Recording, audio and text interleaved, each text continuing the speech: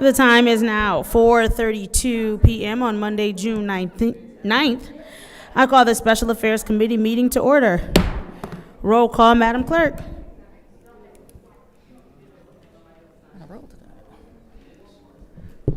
Okay, Mr. Alamin is not in. Dr. Lewis is not in. Ms. Priestley is not in. Ms. Winfrey Carter is not in. Ms. Burns is not in. Ms. Mashat? Present. Mr. Pfeiffer is not in. Mr. Jarrett is not in. You have one member present. We have one member present.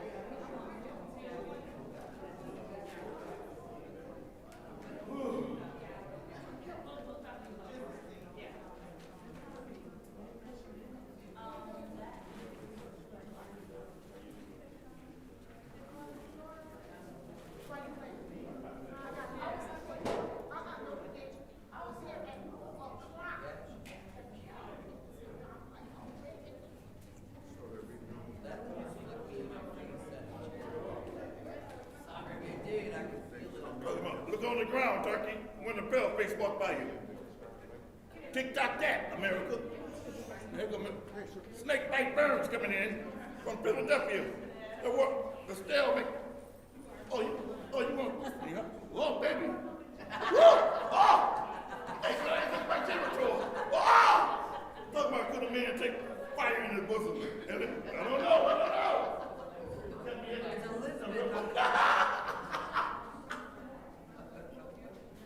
Oh my God, the second generation here.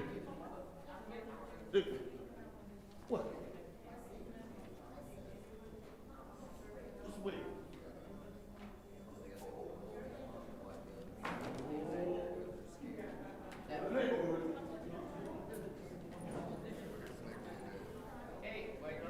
Oh yeah.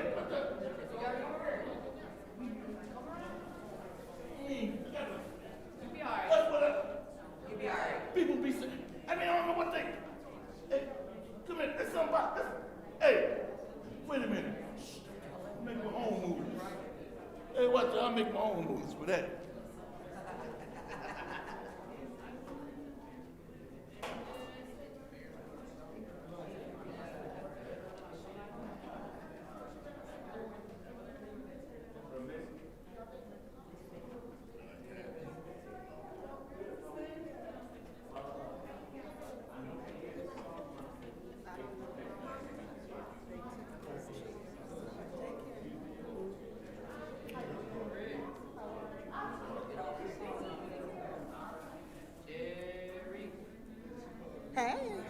y'all doing, twin?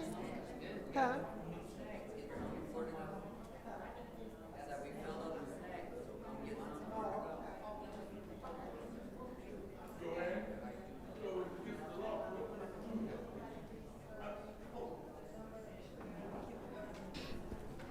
Madam Clerk, the attorney is now present, and we have 5 members in the chamber.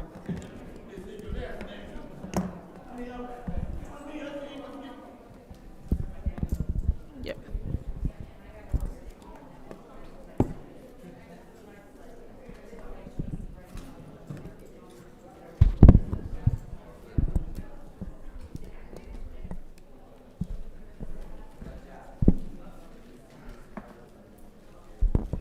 So it is now time for the reading of the disorderly person city code subsection. Any person that persists in disrupting this meeting will be in violation of Flint City Code Section 31-10, disorderly conduct, assault, and battering disorderly persons, and will be subject to arrest for a misdemeanor. Any person who prevents the peaceful and orderly conduct of any meeting will be given 1 warning. If they persist in disrupting the meeting, that individual will be subject to arrest. Violators will be removed from the meetings. Are there any requests for agenda changes and/or additions?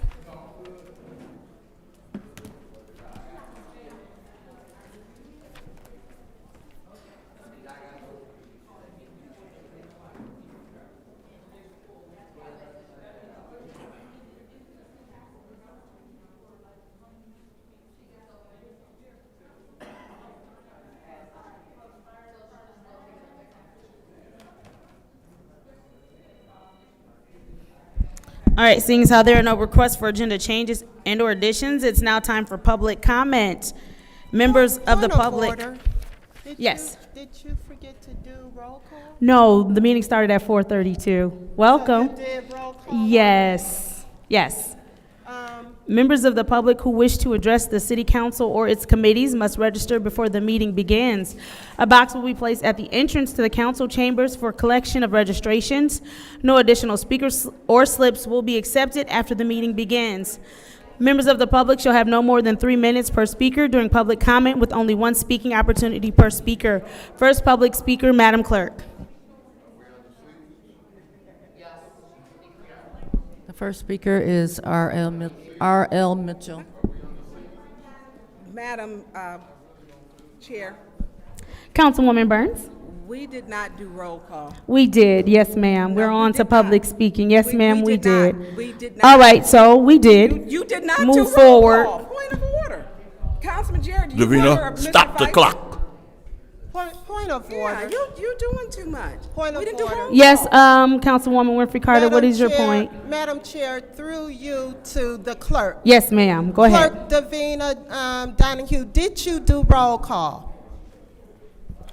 We did take roll call when the chair called the meeting to order at 4:32. Pardon me? Yes, we did do a roll call when she called the meeting to order at 4:32. But you did not have a quorum. How can you do a roll call and you did not have a quorum and then you start a meeting? How? So that is an improper point of order. You asked a question, she answered it. The It's not meeting an was called to improper point order of at order. This 4:32. meeting is wrong. The meeting was called to order at 4:32 PM. Point of order. Yes, Mr. Pfeiffer, what's your point? Just for clarification. Through you to the city attorney. Yes. Does roll call have to be done to establish quorum?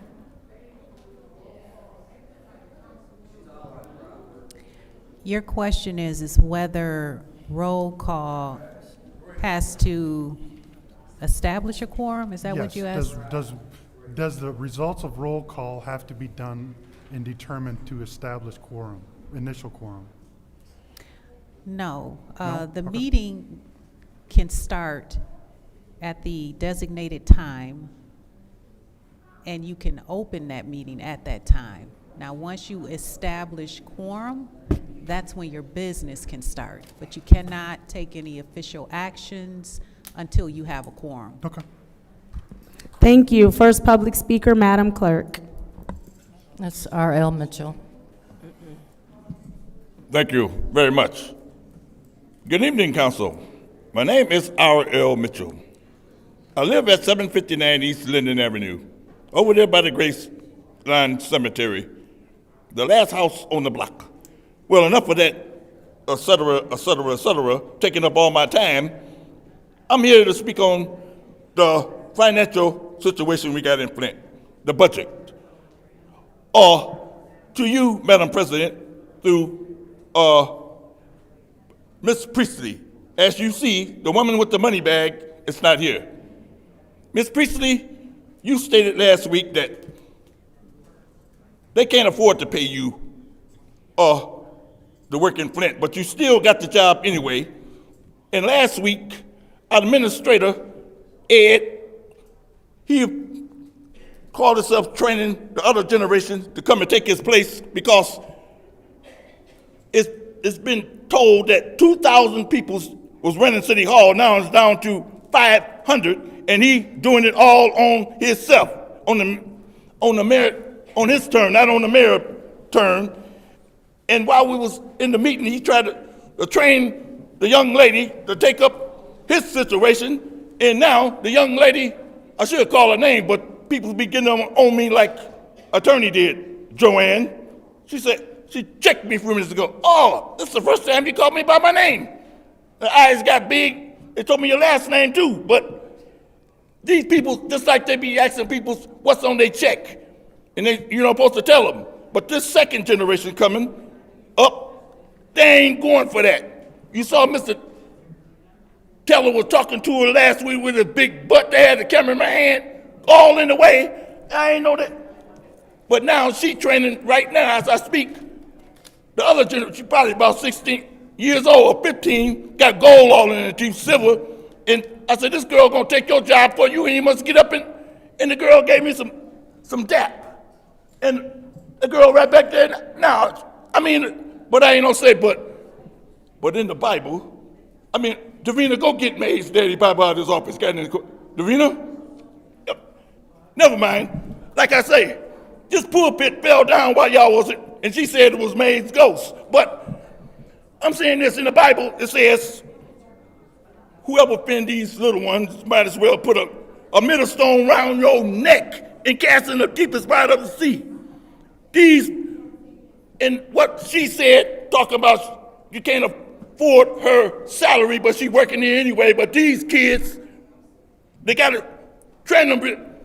You remember, you offend one of them, you gonna get cast in the deepest part of the sea like Bin Laden did. Stay tuned, America. Thank Let's you. TikTok that. Next public speaker, Madam Clerk.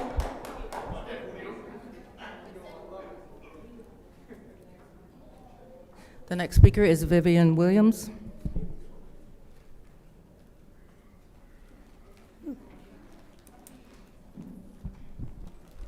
Good evening. I'm representing 100K Ideas. We are going to council and asking for permission to get a raffle license from the Gaming Commission.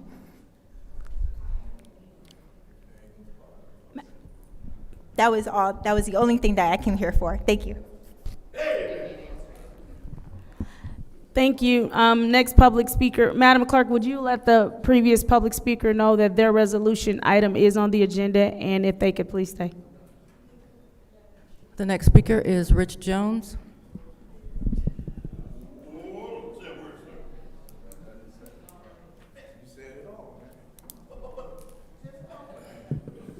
How y'all doing today? I want to talk about warnings. I feel that all 8 of y'all should be able to give a member of our audience a warning. And if it ain't that way, that's one of them goofy rules that y'all need to recreate and have it that way. Because some things that happened in this room, all 8 of y'all should have told that person to get up and get out of here. Now, I recall receiving I guess it was a warning. I assumed it as a warning. Maybe it wasn't a warning from a councilwoman member that was not chairing a meeting and is not the president or the vice president of the council. Now, even that was a call to order in that situation, I feel that if Only thing the chair can do is acknowledge what the other council person said, or not acknowledge it. I don't feel it should be that way. I feel it should be, if that council person say, I call you to order, you should either back her up, and then somebody say, I appeal the ruling of the chair, and then y'all go through whatever y'all go through. But it makes no sense for y'all to let it get to where we got this rope across here. It makes no sense. So, stop abusing your power. Think about the people. Once again, y'all on the wrong P. Personal. It ain't personal, it's people. Common sense. Now, y'all can keep doing stuff till your day mess around and push this damn rope all the way to the door. Or y'all can start making this room behave and behave yourselves. And you can move this again. And you can put all them damn chairs back. Thank you. He didn't even say nothing. Next public speaker, Madam Clerk. The next speaker is Audrey Muhammad.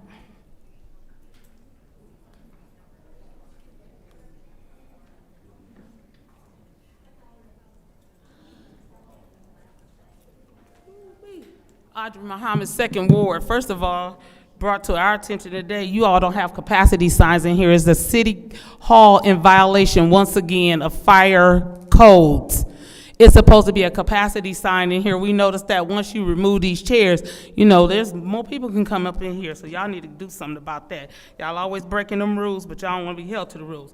So my next thing I would like to do is I'd like to take a few seconds, probably a couple minutes, to thank Miss Liddell Lewis and Candace Mushat for showing up at the Flint, Gloria Close Flint Public Library Board meeting. You all was able to do something that I couldn't do as a board member. I've been telling them that Liddell Lewis cussed out Pastor Kevin Thompson in the parking lot, that it was witnessed by security guards, that it was witnessed by staff, and that it was witnessed by parents who said they was afraid to bring their children down there because you're scared them. You came into that library board meeting, when you left, somebody said, you know what, that did happen. We got the complaint, and they're looking and they're going to investigate at your request. So I thank you for doing that. You did not scare me away. You did not intimidate me. Yep, I called Candace a cunt, and I admitted it down there that I called her one. Yes, I admitted everything that I said. The things that I did not say was I did not say that the media was there. I did not say that. And there was a few other lies that you told because you like to embellish the truth, Liddell. So I just want to make sure that it's clear that I'm not the only one who witnessed that somebody came to me and told me that you cussed out Pastor Kevin Thompson in the library after you cussed him out on a hot mic, and that was witnessed too. So just know, I thank you once again for coming down and sparking that investigation, because we needed that. They wouldn't even listen to me, but they listened to you, and they did it. I thank you for that. Even the executive director didn't know.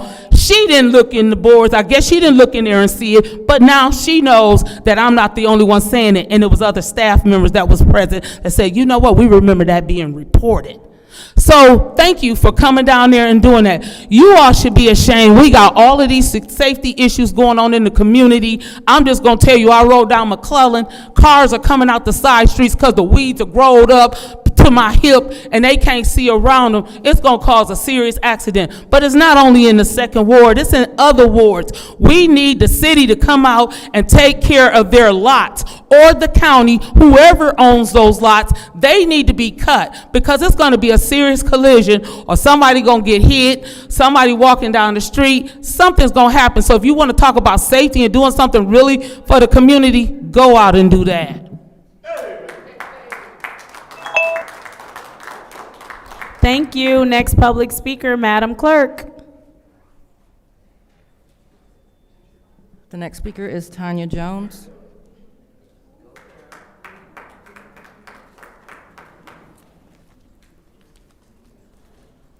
Good evening. My name is Tanya Jones. I'm an advocate for my son, which is DeMichael Edwards. I'm here because I want to address the last time I was here, I was very angry and upset. Number one, long as the cameras was here, nobody was getting warnings or anything. As soon as the cameras left, people started getting warnings from Candace and want to put everybody out. But long as the cameras was here, the news was here, didn't nobody get any warnings. And also, I would like to address Ladale Lewis, not Dr. Ladale Lewis, Ladale. You went live, you went on your camera and said the lady in the moo-moo comes here to harass Candace. First of all, if that's what all you took out of me coming to this meeting, I got better things to be doing. But the number one, my son, is my number one concern. But you took from me coming down here, I harass Candace. I don't harass nobody. Obviously, that goes to show you how much you listen. And you did not stop me from coming, because I'm going to keep on coming and watching everything y'all do and addressing it. But the fact that is you're supposed to be vice president, whatever you call it, I don't even know your position. But I know you don't listen to nobody. You went live and said, the lady in the moo-moo. But let me show you how versatile I am. I'm not in the moo-moo today. And let me tell you, I'm going to keep coming back and coming back. And you don't listen. But guess what? You temporary. But I'm a mother forever. And y'all keep on coming. But it ain't gonna take Black Lives Matter, because my father is chairperson of a Black Lives Matter. That's why I said forget Black Lives Matter. The same way he go out here and fight for when something bad happened to black people. No, it's everybody. All lives matter. It don't take Black Lives Matter. Y'all move money around to Leon. I'm concerned about the opium money. Like I said, my son is addicted to meth. You don't care, but the opioid crisis is important. Just like the money you want moved around for your pastor. Oh, you want to fight for your pastor money. I'm fighting for this opium money, okay? I'm concerned about my son and everybody else. So guess what? God is good through it all. You have a nice night. Thank you. Next public speaker, Madam Clerk. The final speaker for this meeting is A. Pollard.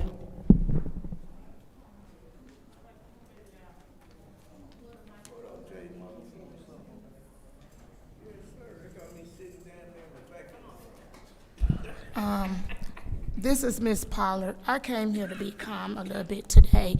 The situation I have with all y'all, except for the four that doesn't do nothing for nobody, Jerry Winfrey, Tanya Burns, Dennis Pfeiffer, and Jared. They try so hard to make things right for the people in the city of Flint. But you have four evil ones that always go against them. But I notice when you guys have something up, Ladale, Judy, and Mushret, that's what I'm gonna call her, y'all want them to pass y'all stuff, and then if they don't agree with you guys, y'all get mad, y'all get up and walk away. Y'all don't say that, but we supposed to be here for everybody in Genesee County, not just Flint, because everybody ward is different in this area. My thing is, don't pass that budget at all. Everybody should take a cut everybody budget in half and fix that budget where the Flint people won't suffer. We already suffering.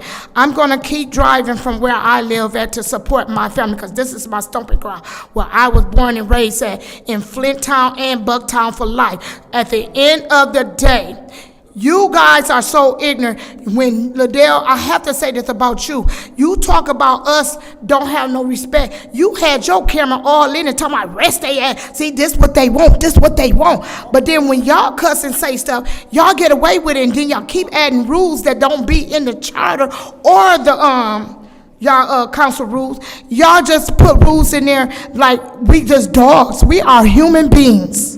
We are God's children. So remember that. If you want people to respect y'all, and these are children that's out here in the street, give respect first. Because y'all just evil, and whatever y'all going through it in y'all life, don't bring it to the meeting. And right now, you and Candace probably on Facebook, Twitter, and all that. Y'all be posting. Cause kids, my grandkids see what y'all be saying, and y'all rude as hell. Y'all be, and Kenny, you always tell people to, let's act our age, let's be grown up in here, let's get business taken care of. But you part of the problem too. Cause you be having your phone, you, Liddell, and Ward 1, y'all had y'all phone all up doing everything like everybody else do. So don't say the stuff about the pot and the paddle, cause you doing the same thing. But my thing is, the four that I'm talking to, the one that's trying to help Flint, and everybody else in Flint, or the podcasts and whatever everybody in this Flint doing, keep doing it. But don't pass that budget at all. At all. Slice everybody's stuff in half. And Mayor, he shouldn't be getting all that kind of money. For real, because Don Williams only got $1 for his paycheck. Let's talk about it. You know, when all the world was here, we made money besides just General Motors. Thank you. You said that was the final public speaker, Madam Clerk. All right, it is now time for council response. Council members may respond once to all public speakers only after all public speakers have spoken. An individual council member's response shall be limited to 2 minutes. First, is there anyone who wishes to speak during council response? All right, seeing as how the, Councilwoman in the second ward. Thank you so much, Madam Chair. So first, I would like to remind individuals that this is the Flint City Council meeting, and we're here to handle the business of the city of Flint. And so I would like to encourage those, including Ms. Jones, that do not live in the city of Flint, to take their issue to the county commissioners, because they have a broader jurisdiction. They deal with the county, and that covers Flint Township where you reside. So again, and also to the last lady that just left the lectern, it is our business to handle the business of the city of Flint. So I will encourage you to please get the schedule for the county commissioners meeting and take your issues with the county up with the entire board there.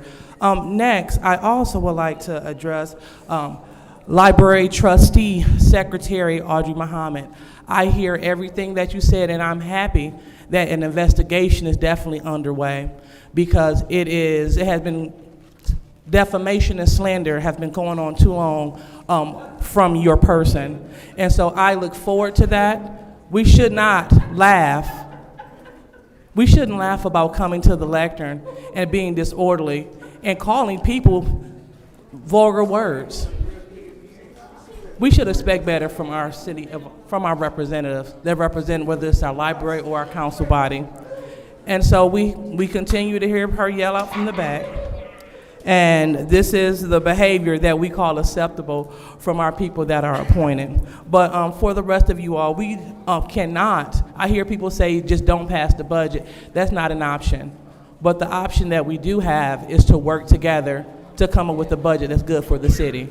So I hope that my colleagues are ready to do that, and that we're ready to stand on issues tonight that are vital to the residents of the city of Flint. Thank you. Thank you. All right, seeing as how there is no one else who wishes to speak during council response, I will go ahead and take my time. To the visitor that comes from Detroit every week, I do concur with what the councilwoman in the second ward stated about if you have any county concerns, please feel free to go to Genesee County. I would also encourage the visitor from Detroit to be sure that when she's saying that people had cameras up and are recording or doing things on Facebook, make sure you have the correct people. I have not ever, nor do I plan on ever participating in whatever happens on Facebook. Anyone who's told you that they've seen me participating on something in Facebook is simply false. It is not true, never has been true. So we can also, ma'am, please stop yelling out. That's your first warning. So as I was saying,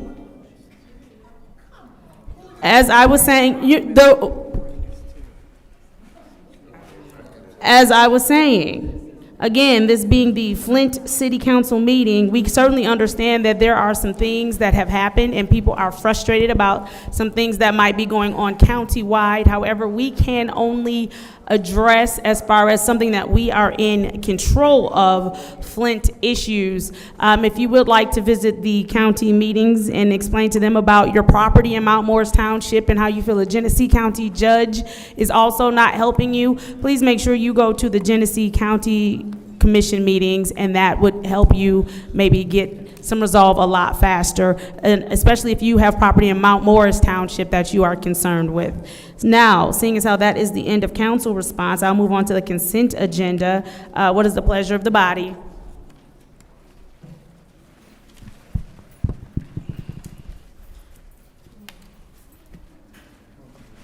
There is a motion to approve by the councilman in the 8th Ward. Is there support? Support. Moved and properly supported by the councilwoman in the 2nd Ward. Are there separations? There's a complete separation from the councilman in the 8th Ward. Moving on to Resolution 250186-T, which is the adjournment of the Flint City Council and committees meetings, July 9th, 2025 and July 14th, 2025. What is the pleasure of the body?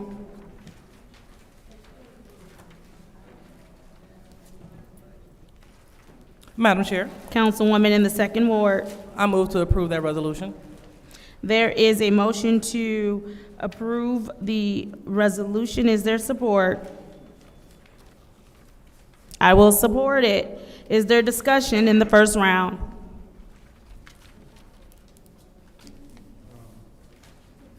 Councilman in the 8th Ward. Madam Chair, I don't know who can answer this, but what is the special meeting on the 23rd? Because this says we're going to remove our first committee meeting and our first council meeting, but then we're having a special council meeting on the 23rd? And what is that for? Madam Clerk. The purpose of the special meeting is procedural, just so that you are in line with the charter, which states that you shall have 2 council meetings every month. So we scheduled one last year for the same purpose, and it was just called to order so that you were in line with the charter. So nothing will be on that agenda? Unless someone moves something to it, but it is basically for the purpose to make sure that you're in line with the charter.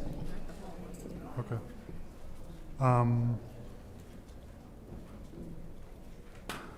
Okay, I yield. Thank you. Is there anyone else in the first round of discussion? Madam Chair, Councilwoman in the 6th Ward. through you to the city clerk. Madam Clerk, does that mean council will be off for the whole month of July? No, just your first 2 meetings of that month would be adjourned.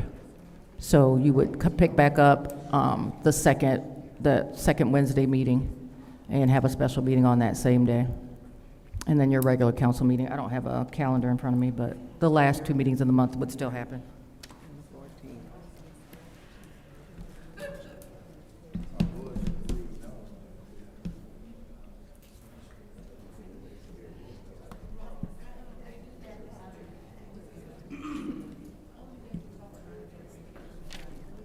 Okay.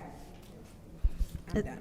All right. Is there anybody else in the first round of discussion? Yes, Madam Chair. Councilwoman in the 5th Ward, you have the floor. Thank you. Just to clear it up, I was, Can you turn your mic on? it is. Oh, okay. The committee meeting is on July 9th, and the regular council meeting, which would be the 2nd Monday in July, that's the 14th. That is the regular council meeting. So we'll come back on the 23rd for regular committee meetings, right?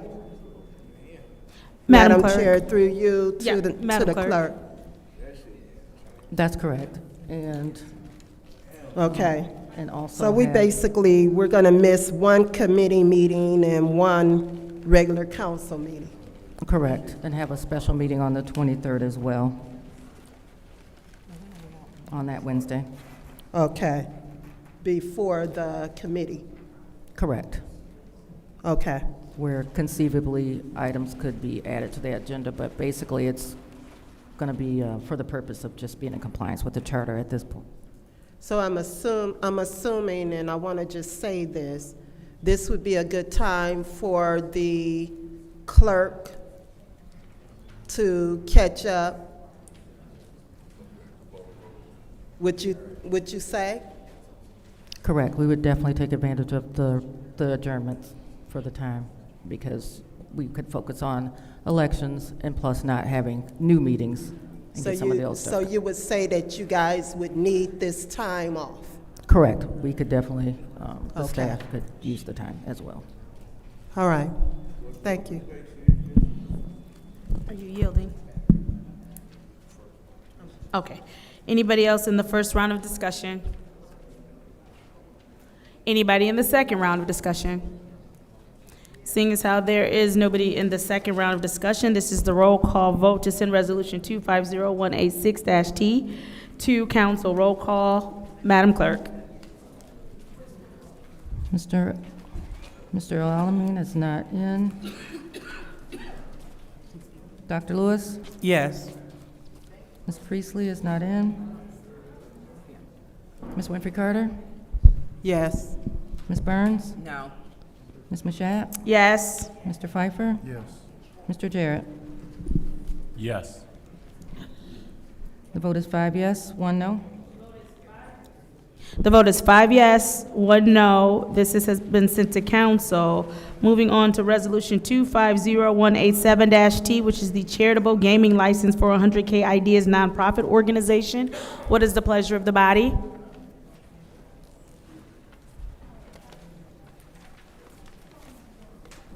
What is the pleasure of the body? Madam Chair, Councilwoman in the second ward. I would like for that resolution to be moved to council.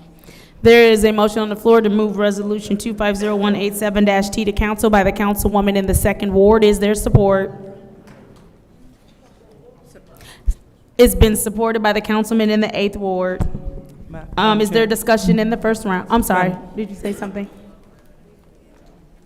No, but I did just want to remind the council that Ms. Vivian Williams is here from the Right, organization. yes. Yep, councilman in the 8th ward supported it.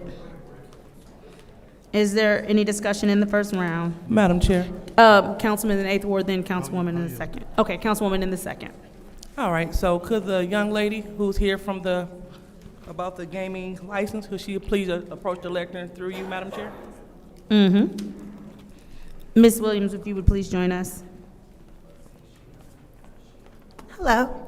Hi, so you're from 100K Ideas? Yes, ma'am. All right, so tell us a little bit about what you got going on. Yes, so on August 16th, we're going to have a vendor ultimate pop-up market event, which is going to take place during Back to the Bricks. So we're offering local business owners the opportunity to sell products that day and have exposure to the over 1,000 people of foot traffic. And so while we have their attention, we thought we would take advantage of maybe conducting a 50-50 raffle during that time. Okay, great idea. I went to 100K, and you all do a lot for local businesses and entrepreneurs. So thank you for the work that you do in the city. All right, well, is there anything else that you think we need to know about your request? Anything else you think that we need to know? Or 100K Ideas, because I trust that many may not know virtual or even audience or maybe even some in the dais what you do. So tell us a little bit about 100K. So 100K Ideas, I'll keep it really simple. We help people with ideas. So if they're not sure whether or not their idea could be a business, we're that safe space for you to be able to explore that. Again, in reference to the ultimate pop-up event, we're able to offer up to 16 local business owners the opportunity to sell during that Back to the Bricks weekend. All right. Well, thank you so much, and that's all I have. Thank you. All right. Is there anyone else in the first round of discussion? Madam Chair, Councilman in the 9th ward, you have the floor. thank you. Through you to Ms. Williams. I just want to make sure I'm clear. Is the only gaming you are looking to do is a 50-50 raffle? Yes, we are only wishing to do a 50-50 raffle. Okay. And that's going to be out in the open? or No. how- So for you to be able to, we'll sell the 50/50 tickets to those that are participating and back to the bricks, but the ticket pool will have to take place in the Dryden building, and we're going to have a very specific time. We're going to pull the ticket at 3:30. You have to be present in the building if you purchase the 50/50 ticket. Okay, so the winner will have to be present to win? Yes, that is a part of the Gaming Commission rules. For you to be able to participate in a 50/50 raffle in Michigan, it cannot be digital or anything like that. They have to be present in the space when the raffle ticket is called. And the raffle will be, what date will the raffle begin and end? It will be on August 16th. The event will take place from 10 a.m. to 4 p.m. So ideally, I'm having individuals recruit foot traffic to our space to support those vendors, but as well as, again, utilizing the 50/50 raffle as an alluring piece. And then they have to, if they purchase a ticket, they have to be in the building by 3:30 to hear if the raffle ticket is called. Okay, so on the 16th, you'll start selling tickets somewhere before or shortly after 10 a.m. 10 a.m. And will you be selling them exclusively from a booth, or will someone be roaming around the crowd to also sell? I have a group of individuals who are going to be volunteers that are going to go and promote the sale of the 50/50 raffle. So they will be taking money and giving out tickets, but the winner cannot be selected. We won't announce that. They have to be in the Dryden building to see if their ticket is called. Okay, and what allotments, or what dollar amounts are the tickets going to be sold in? We have, the idea is that we'll sell 3 tickets for $10, essentially $2 per ticket, and then try to create a deal for them if they do, I think. But the minimum purchase is like $10? Yes. Okay. And because of some of my professional experience, I'm always thinking security. Yes. So is it going to be cash and some kind of credit card tap that's going to be happening with the people who are roaming throughout? We are only taking cash payments for the 50/50 raffle. I'm requesting that a group of an organization, they supply volunteers, so they will have a buddy ideally, and then we are asking for a small raffle license, so we don't foresee us going over $500. Okay. Like I said, I'm also wanting to be mindful of those that are going to be exchanging cash and people seeing cash exchanged just, roaming through. And it seems like you have given that some consideration, which I would hope you would have. Yes. Okay, good. Then I think otherwise, I'm good. Now, will the tickets that are being printed have the disclosure that you have to be present to win? Yes, we will make that very clear when a raffle ticket is purchased. By printing it on the ticket or just verbally? Verbally, when we go around and we announce that we're conducting a 50/50 raffle, we'll say it's essentially $2 per ticket. You must be present in the building by 3:30 to see if you're a winner. If that person isn't in the building, we're moving on and pulling another ticket. Maybe to consult with your counsel to see if it might be wise to add that verbiage on the ticket itself as well. Just something for you to consider. Okay. But thank you. I yield. Thank you. Anybody else in the first round of discussion? Anybody in the second round of discussion? Seeing as how there's no one in the second round of discussion, this is the roll call vote to send Resolution 250187-T, Charitable Gaming License 100K Ideas Nonprofit Organization, to council. Roll call, Madam Clerk. Dr. Lewis? Yes. Ms. Priestley is not in. Ms. Winfrey Carter? Yes. Ms. Burns? Yes. Ms. Mashat? Yes. Mr. Pfeiffer? Yes. Mr. Jarrett? Yes. Mr. Alamin is not in. Vote is 6 yes, 0 no. The vote is 6 yes, 0 no. That resolution 250187-T has been sent to council. Thank you, Ms. Williams. Moving on to resolution 250174-T, which is recognition of June 2025 Pride Month, Mayor and City Council. What is the pleasure of the body? Madam Chair, Councilwoman in the second ward. I would like to move that resolution to council. There is a motion to move the resolution to council. Is there support?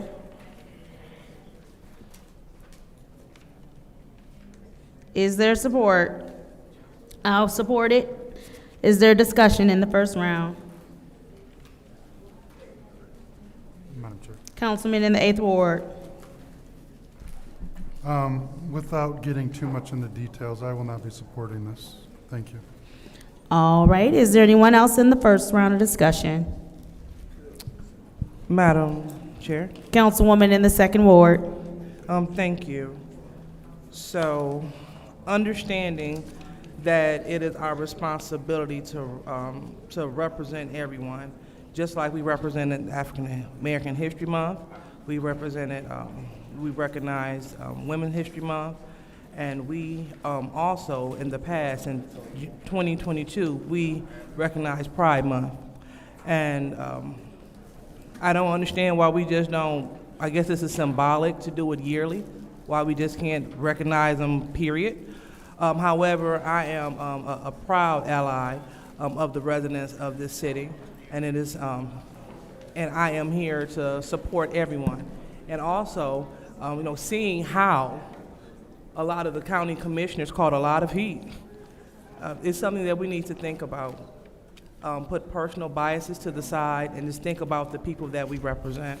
And so that is why I'm going to support Resolution 250174, recognition of June 2025 Pride Month on behalf of the Mayor and City Council, because I wanted to echo loudly that the second ward, that I support every single resident in all walks of life for the betterment of the city. Thank you. Thank you. Is there anyone else in the first round of discussion? Seeing as how there is no one else in the first round of discussion, I will go ahead and take my time.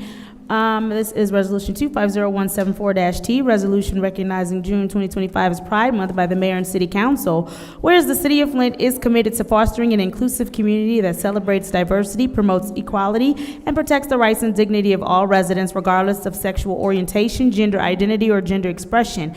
And whereas June is nationally recognized as Pride Month, commemorating the courage of those who stood up for LGBTQ+ rights during the Stonewall riots in June 1969, and honoring the ongoing struggle for equality, acceptance, and civil rights. And whereas LGBTQ+ individuals have made significant contributions to our community in business, arts, education, public service, and countless other fields, enriching the cultural, social, and economic fabric of our city. And whereas despite progress toward equality, LGBTQ+ individuals continue to face discrimination, harassment, and violence, making continued advocacy and support essential for creating a truly inclusive society. And whereas LGBTQ+ youth are disproportionately high risk for bullying, mental health challenges, and homelessness, requiring community support and affirmation to ensure their safety and well-being.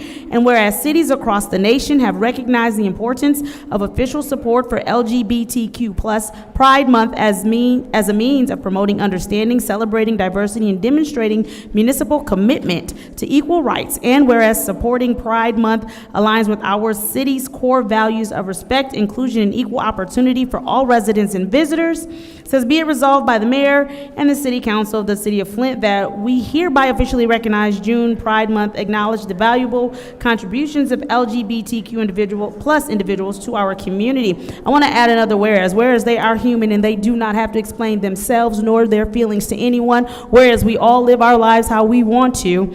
Whereas, like our colleague in the second ward stated, we recognize so many other months, so many other people. We should also recognize them and their autonomy to be able to choose the lives that they want to live as well. I will be supporting this resolution. Moving on to the second round of discussion. Is there anyone else who would like to speak in the second round of discussion? Madam Chair. Councilman in the 9th ward, you have the floor. Thank you. Is there Anyone from the administration that can speak to this resolution? I'm not quite sure, but it's a resolution on behalf of council and the administration. So I don't know if Mr. Edwards wants to come and speak on it, or if maybe you want to maybe direct something in general to council. You have that. Can we pause his time? Can we pause his time? Thank you.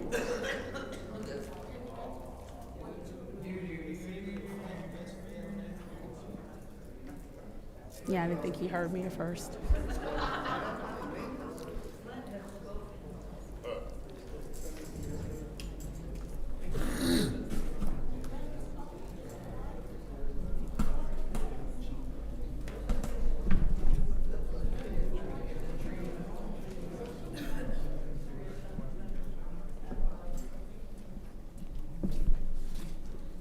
Hey, how you doing?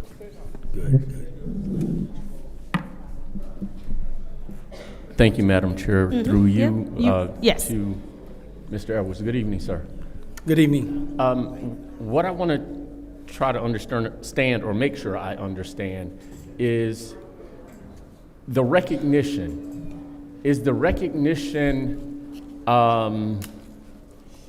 does it extend past the resolution? Meaning, is there going to be a city-funded parade or march or anything like that, or is it almost as simple as the resolution that acknowledges Pride Month? Yeah, Councilman, the only thing I'm aware of is that it's an acknowledgement, a formal executive acknowledgement of the day. That's all I'm aware of. Yeah, and that's what I want to. That's what I want to confirm. I just, want to make sure that in the approval of this now or hereafter there's not an expectation to come of an event that is going to be underwritten by the city in any way. Not that I'm aware of, sir. Okay. Thank you, sir. Thank you. Madam Chair, through you to my council colleagues Something is humming. My council colleagues who may have been instrumental in putting together this resolution, is it your understanding also that the recognition sort of is as simple as the resolution and no events that are going to require funding to follow?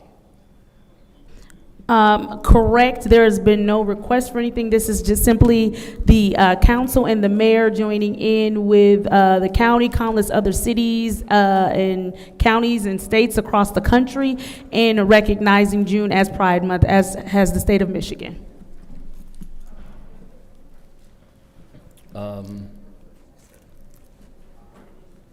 I yield. Thank you. Anybody else in the second round of discussion?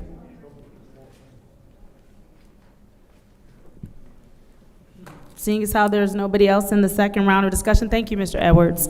This is the roll call vote for Resolution 250174-T, which is the recognition of June 2025 Pride Month. Mayor and City Council, roll call, Madam Clerk. Ms. Priestley is absent. Ms. Winfrey Carter? Yes. Ms. Burns? Yes. Ms. Mashat? Yes. Mr. Pfeiffer? No. Mr. Jarrett? Yes. Mr. Alamin is absent. Dr. Lewis? Yes. The vote is 5 yes, 1 no. The vote is 5 yes, 1 no. That resolution 250174-T, recognition of June 2025 Pride Month for the mayor and city council, will be sent to council. Moving on to resolution 250131-T, which is the prevailing wage standard city funded construction projects. What is the pleasure of the body? Madam Chair, Councilwoman in the second ward, you have the floor. let's move that resolution to council as well. There is a motion on the floor to move resolution 250131-T to council by the councilwoman in the second ward. Is there support? I will support that. It's been moved and properly supported. Is there discussion in the first round?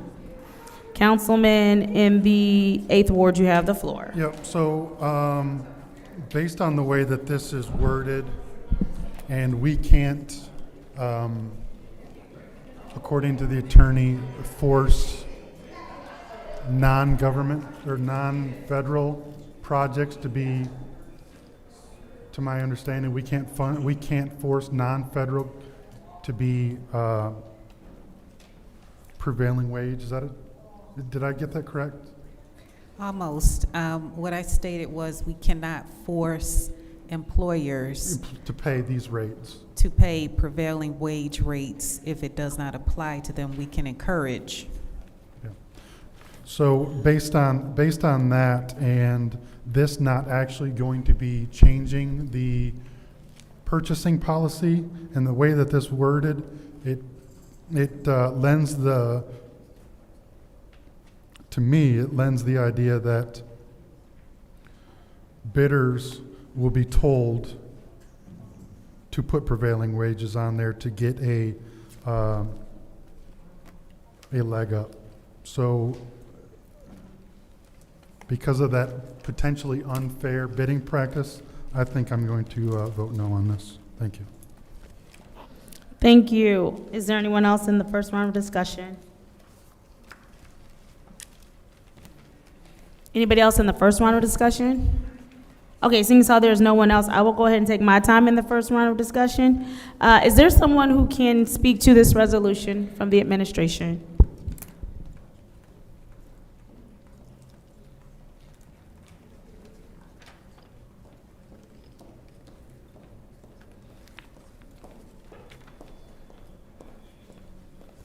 Thank you. Would you please state your name and your title for me? Yes, Lauren Rowley. I'm the purchasing manager. Hello, Lauren. Thank you for joining us here this evening. Could you talk to us a little bit about this resolution? It's my understanding that this resolution is in support of unions? I cannot speak to the intent of it. I can just speak to, as far as purchasing goes, my knowledge of, is this working? Yes. Of some of the prevailing wage things, but as far as the language from what I've read in it, and I would defer to Joanne to correct me if I'm wrong, it just kind of says that I kind of support what Pfeiffer, Councilman Pfeiffer said. It just kind of says, hey, we're allowed to award you something if you pay prevailing wages, but it's not locking us into anything specific.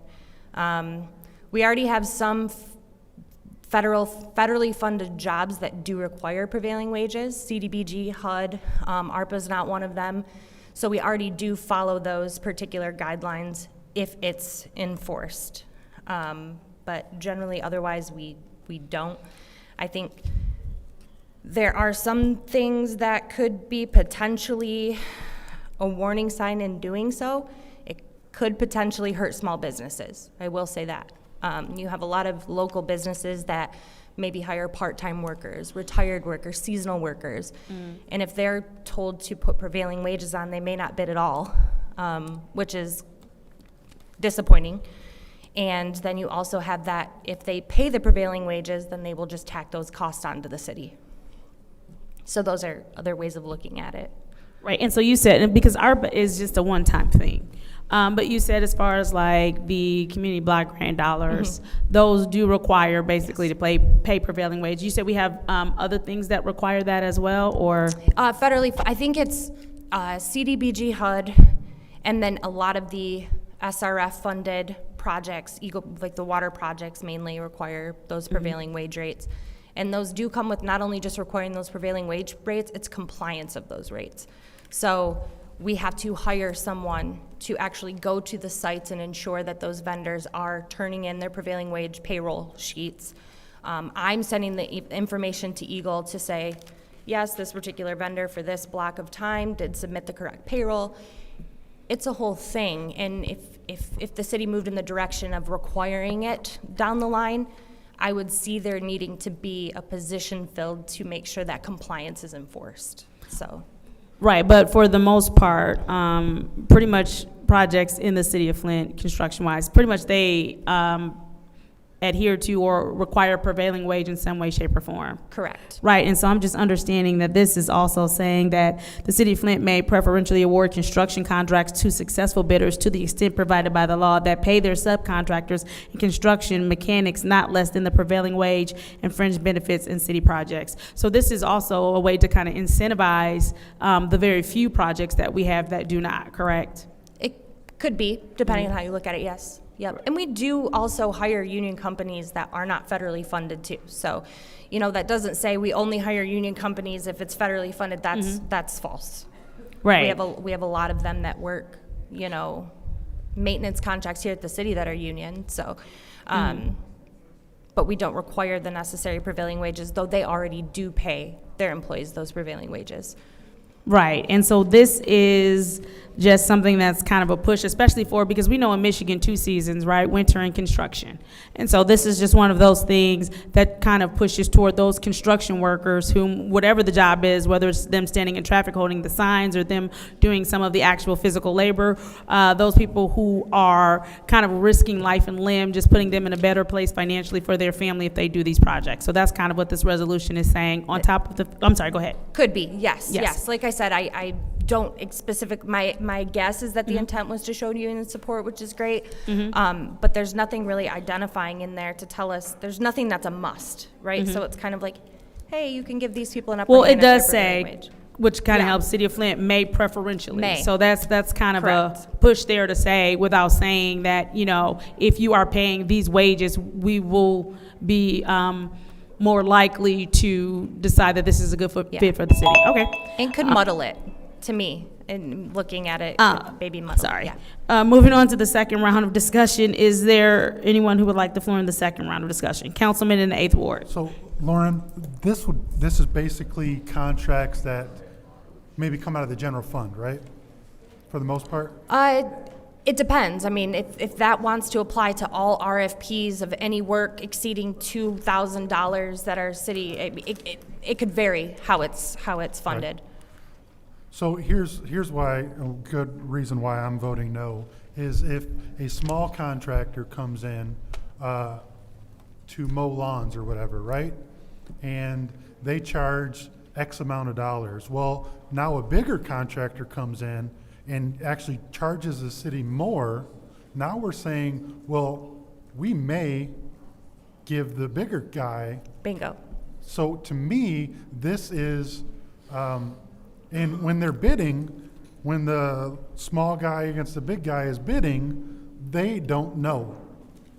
So they're going to try to win the bid at the lowest rate and not knowing that they're going to be disadvantaged because the other contractor, which we don't require disclosure before bid, is doing prevailing wage. So to me, we are, to your point, we're driving away potentially lower cost, small contractors, and costing the residents more money. Correct. Okay, Thank you. Yeah, and we do a lot of, just to point on that, we do a lot of initiatives with small businesses and local businesses trying to get them how to do business with the city of Flint, right? Like we've done vendor events of, you know, this is how you go on BidNet and register so you can, I would hate to see some of those small businesses who've done very well. Mowing is a great example. I don't know if it would necessarily apply with this resolution, but if it did, like it could cripple a company that does a lot of work seasonally, and I'd hate to see that happen. And to your point, this doesn't impact unions because unions are already well above prevailing wage. So if unions are bidding, we're keeping, in all sense, we're keeping union companies honest because then they know they're competing against potentially someone else, right? I don't, in my personal professional opinion, I don't believe that this would necessarily, to not support this would be an anti-union movement, if that makes sense, if that's the because the we, view like that you said, we have, a majority of our contractors are union already. But the small niche contract that we may have an opportunity for small business, we're putting them at a disadvantage. Potentially, yes. Okay, thank you. Thank you. Is there anyone else in the second round of discussion? Okay, seeing as how there's no one else in the second round of discussion, I will go ahead and take my time. And thank you for staying up here.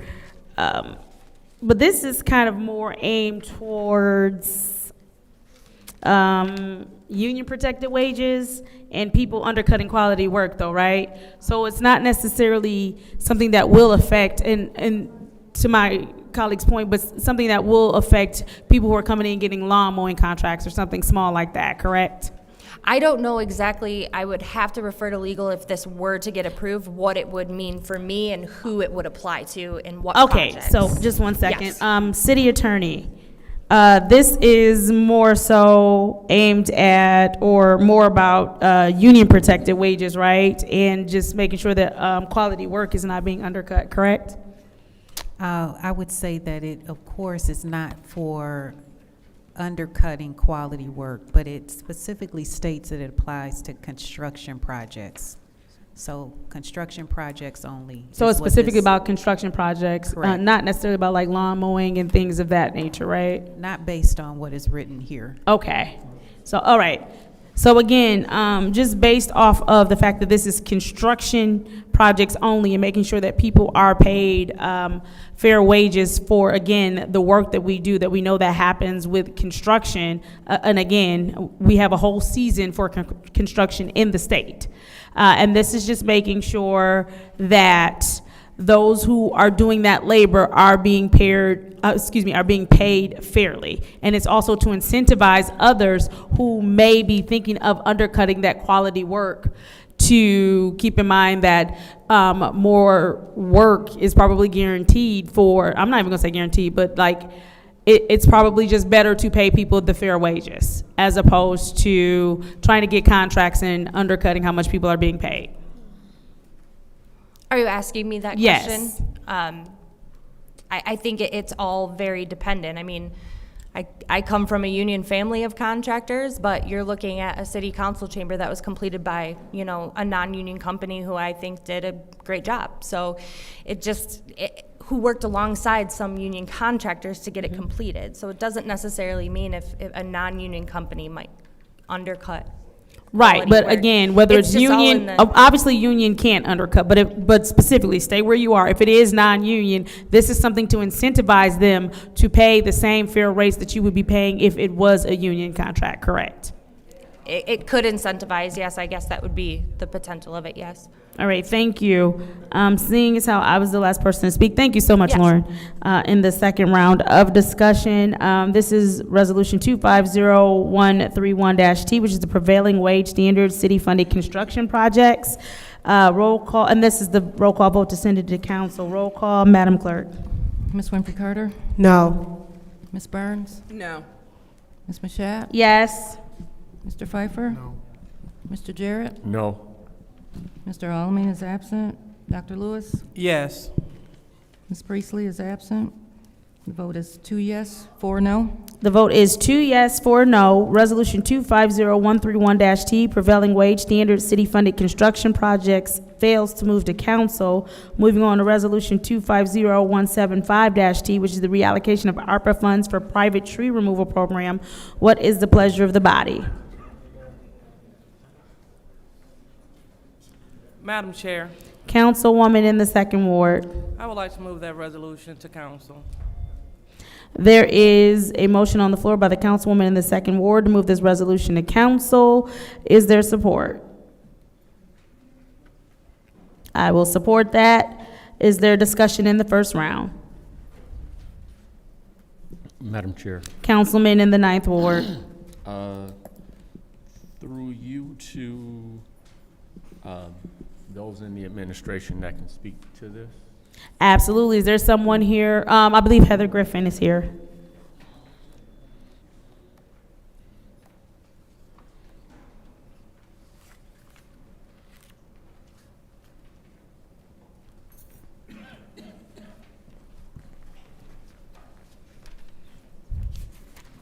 Hello. Good evening. So if I recall, back in January, we approved resolutions similar, correct? We did. Okay. And is this in fact an additional 200,000 or something extending that 200,000 past June 30? It's an additional. Okay. It was money that was reallocated from the account that we used, I don't have my glasses, but it's the 101-728020801, I think, if I'm reading it correctly. The initial one was for $324,000, and from that same account, we're asking for $200,000 additional funds to go towards this program. So that would then make it a total of 400,000 that we would have allocated towards. Yeah, 5,224. I'm sorry, 524,000. So it'd be 324,000 plus 200,000. Oh, yeah. That's right. It was 300. Okay. So can then, am I to understand the entire 324 has been expended? Most of it has, but we have some additional options. There's a serious need, a lot more than I anticipated would come in. And since there is such a need, it just made sense that if we have money that we can reallocate that's not assigned, that this would be a perfect program. The residents we're getting a variety of residents. Sometimes, and this is what I'm finding right now, is we're reviewing some of the applications. We've already started the process for the income-based grant program. The applications that have been already vetted and are ready to go, we've called all the residents, and we're starting the process to send a vendor over and start the movement of the program of getting their trees removed there. What I'm finding is that there's also the matching program, and the application was simpler. And I think that when residents saw it, maybe they didn't understand which one that they were trying to apply for, but because it was simple and they had a deadline, they wanted to get it in. So I estimate there's actually going to be a lot more people in that category who actually need to fill out the other application and get that vetted. So approximately how much of the 324 has been allocated? Right now, we're at about 250. Okay. And was there a maximum amount per tree? For the current program, yes. And it what was is going that? to be for the grant one, which is the one where it's income-based, and they're eligible for the HOPE program, or meet the criteria of the HOPE program. They're eligible to receive up to, they're not in their hand, they're going to receive up to 100,000, I'm sorry, I apologize. They're going to receive 1,000. Up to 1,000. Up to 1,000 to go towards that tree service. And what about the matching? And then the matching, it's going to be $1 to dollar up to 1,000. So in each instance, up to 1,000. Yes. Now, how exactly are you prioritizing the need? As far as, this seems more, in quote, critical because it poses whatever. How are you determining that? Well, in general, that's what this program is. The people who are applying are concerned about safety issues. They're concerned about the neighbor's tree leaning over their garage. They're worried about an old tree that a main lead fell off of it, and they're concerned that the rest of the tree will fall into the house. And so that's all of the ones that I've received have all been based around that criteria. So at this point, we haven't had to differentiate someone who maybe wasn't considering that they had an emergency. Everyone that's come in is based on an emergency need. Okay. And can you provide for us a site map where approvals have taken place throughout the city at this point? I don't have one made, but I can definitely put something together. Okay. Now, I don't have a map. I have general addresses. It's pretty diverse around the city, the people that have applied. And that's, you're reading, yes, that's part of what I want to ensure. Yeah. Thank you. Thank you. Is there anyone else in the first round of discussion? Madam Chair. Councilwoman in the 6th Ward. Thank you. Hi, Heather. Hi. Thank you for taking care of, your response to the tree issue. I appreciate you, and so do the residents. So how much is it, and I was trying to do some other reading, so what is the max that a person per household can get? Technically, for either program, it's going to be up to $1,000 of service provided to them. Other than in the matching side, they're going to match dollar to dollar. So if they match that 1,000 to 1,000, they potentially could have 2,000 based on the 1,000 we provide and the 1,000 they provide. But that's only in the matching program. And that's similar to the 50-50 sidewalk, because I know the many times we've been discussing it, that was one of the things that we were looking at, is to make a consistent message and a method that was, made sense. So that's how it's based. Okay, and how many have you had so far this year? Do you know, or is it just The applications, it's around 250, if I remember the last count. But be aware that there are also applications that come in that are not eligible. And I know that was one of the questions about how we consider that. Well, people are applying from Burton, Mount Morris Township, Flint Township. So any of them that have a Flint address have been applying. So we have had to call the residents and let them know that this is, a City of Flint specific program. Okay. Okay. Thank you. Sure. Thank you. Anybody else in the first round of discussion? Madam Councilwoman Chair, in the 5th Ward, you have the floor. I think, hi Heather, Madam Chair, through you to Heather. I may have missed this, okay? I think, so you said 250 applicants that you've already received? Yep, I'm Right. approximating. That was in my remembrance. I believe that was the count, yeah. Okay, but you guys have not removed any trees yet? We have not. Okay. You're just asking for additional funding to make sure that we have enough funding for whoever applies? Yes, because they're actually, we had a lot come in even after we shut it. On May 10th is when we shut down the first round. So there will be another round coming. And we already have another an abundance of them. I didn't actually count those that are actually waiting for the next time. Okay. So, did we talk about eligibility? What is the eligibility requirements again? So for the match, the eligibility is based on if you meet the criteria for the HOPE program. You don't have to apply for the HOPE program, but we're using that criteria. We're using the same application, but we're taking out all the information that doesn't pertain to the tree program itself.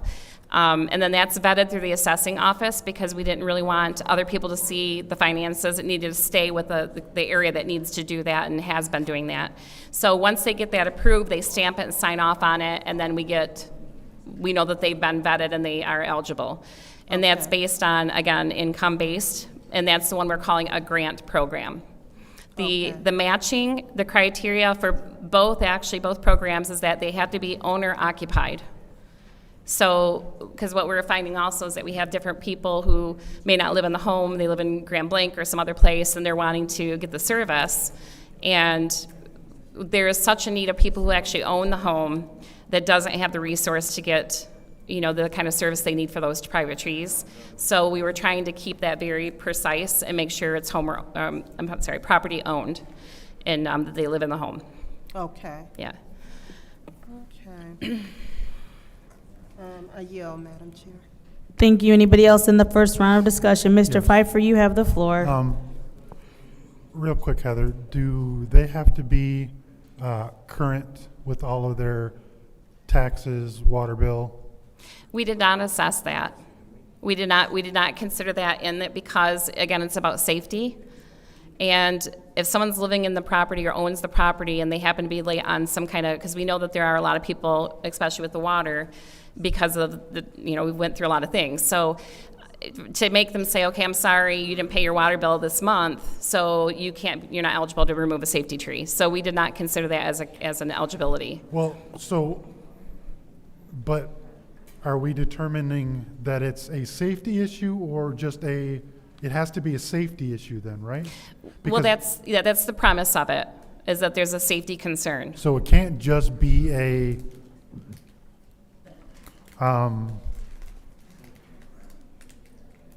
unwanted tree, right? I'm so sorry. I'm having a really hard time hearing. It's got to be an imminent safety? How do we determine what's a safety issue? So what we have learned with safety is that, and this happens a lot with residents, where they have a property bordering another property. And they'll be like, okay, well, there's a tree on this property and I need the city to do something about it. Well, that's not in our jurisdiction. We don't go onto a private property and say, okay, you have to cut that down. So it becomes a litigation basically between both of those parties. However, as a property owner, you do have the right to cut back the parts of the vegetation that potentially can cause a hazard. And we get a lot of those calls, right? It's over my garage, it's over my house, it's over my car. And that will give them that opportunity to cut back that vegetation when they have not been able to do it before because they just didn't have the funds or the means. Okay, thank you. I yield. Thank you. Is there anybody else in the first round of discussion? Councilwoman in the second ward, I think you're the only one who has not taken time. Seeing as how there's no one else in the first round of discussion, is there anyone in the second round of discussion? Seeing as how there's no one in the second round of discussion, thank you, Ms. Griffin. This is the roll call vote for Resolution 250175-T to send reallocation of the ARPA funds for private tree removal program to council. Roll call, Madam Clerk. Ms. Burns? Yes. Ms. Mashat? Yes. Mr. Pfeiffer? Yes. Mr. Jarrett? Yes. Mr. Alamin is absent. Dr. Lewis? Yes. Ms. Priestley is absent. Ms. Winfrey Carter? Yes. And the vote is 6 yes, 0 no. The vote is 6 yes, 0 no. Resolution 250175-T, which is the reallocation of ARPA funds private tree removal program, has been sent to council. Moving on to Resolution 250189-T, which is to approve the lease portion McKinley Center Genesee Conservation District organization to council. What is the pleasure of the body? Madam Chair, Councilwoman in the second ward. I would like to send that resolution to council as well. It has been moved that this resolution gets sent to council. Is there support? I'll support it. Is there discussion in the first round? Madam Chair. Councilwoman in the sixth ward. To you two, I believe Mr. Mark Evans is here. Yes, and then also so is Angela Warren from the Genesee Conservation District. And I think, If you both could approach the lectern. Oh, you don't want them? Yeah, I don't think I need her. And I need, who is in charge from the city, who develops the lease? Is Mr. that Taylor. Mr. Taylor.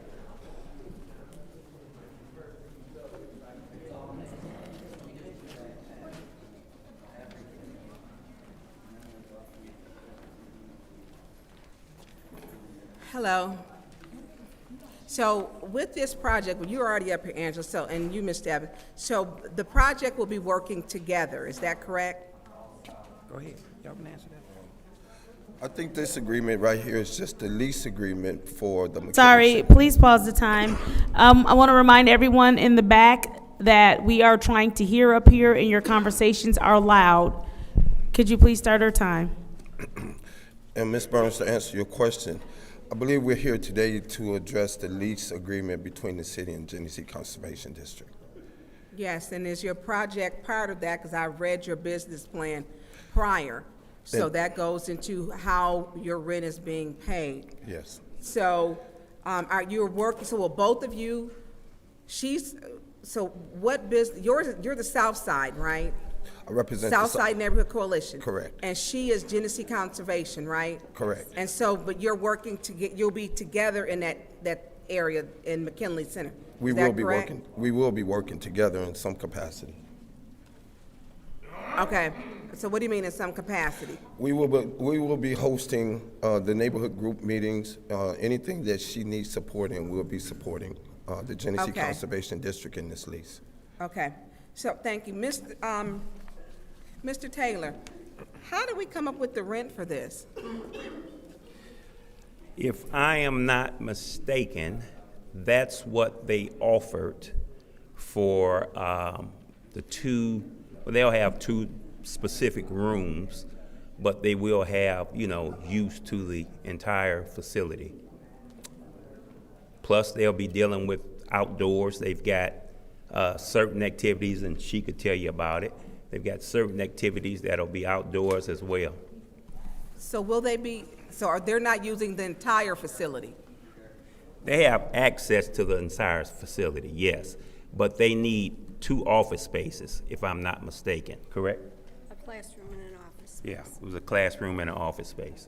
So they will be at the facility, but along with the city, because I believe, what is it, our new coordinator, deputy director with the Mays Center, she will be over the McKinley Center too, is that correct? I'm not understanding what you said. What did you say? Would Mrs. Wiggins be over the McKinley Center, because that's what was talked about in the budget hearing? Well, basically, you have, it could be either her or it could be Mr. Richardson.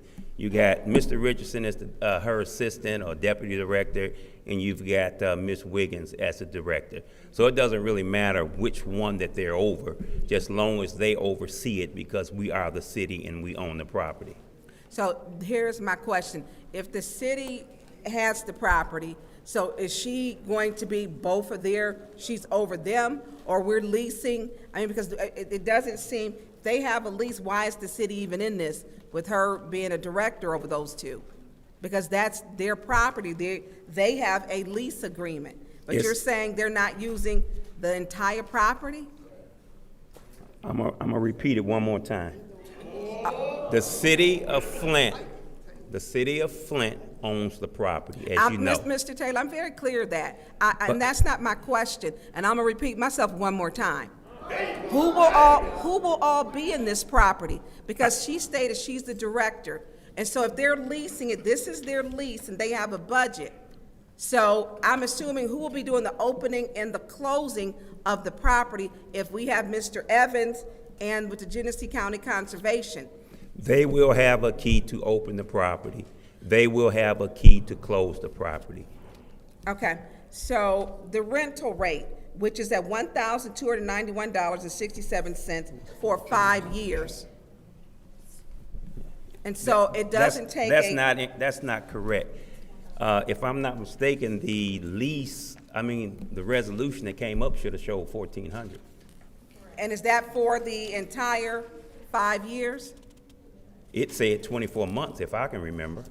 I don't have it in front of me, but it said 24 months, if I can remember.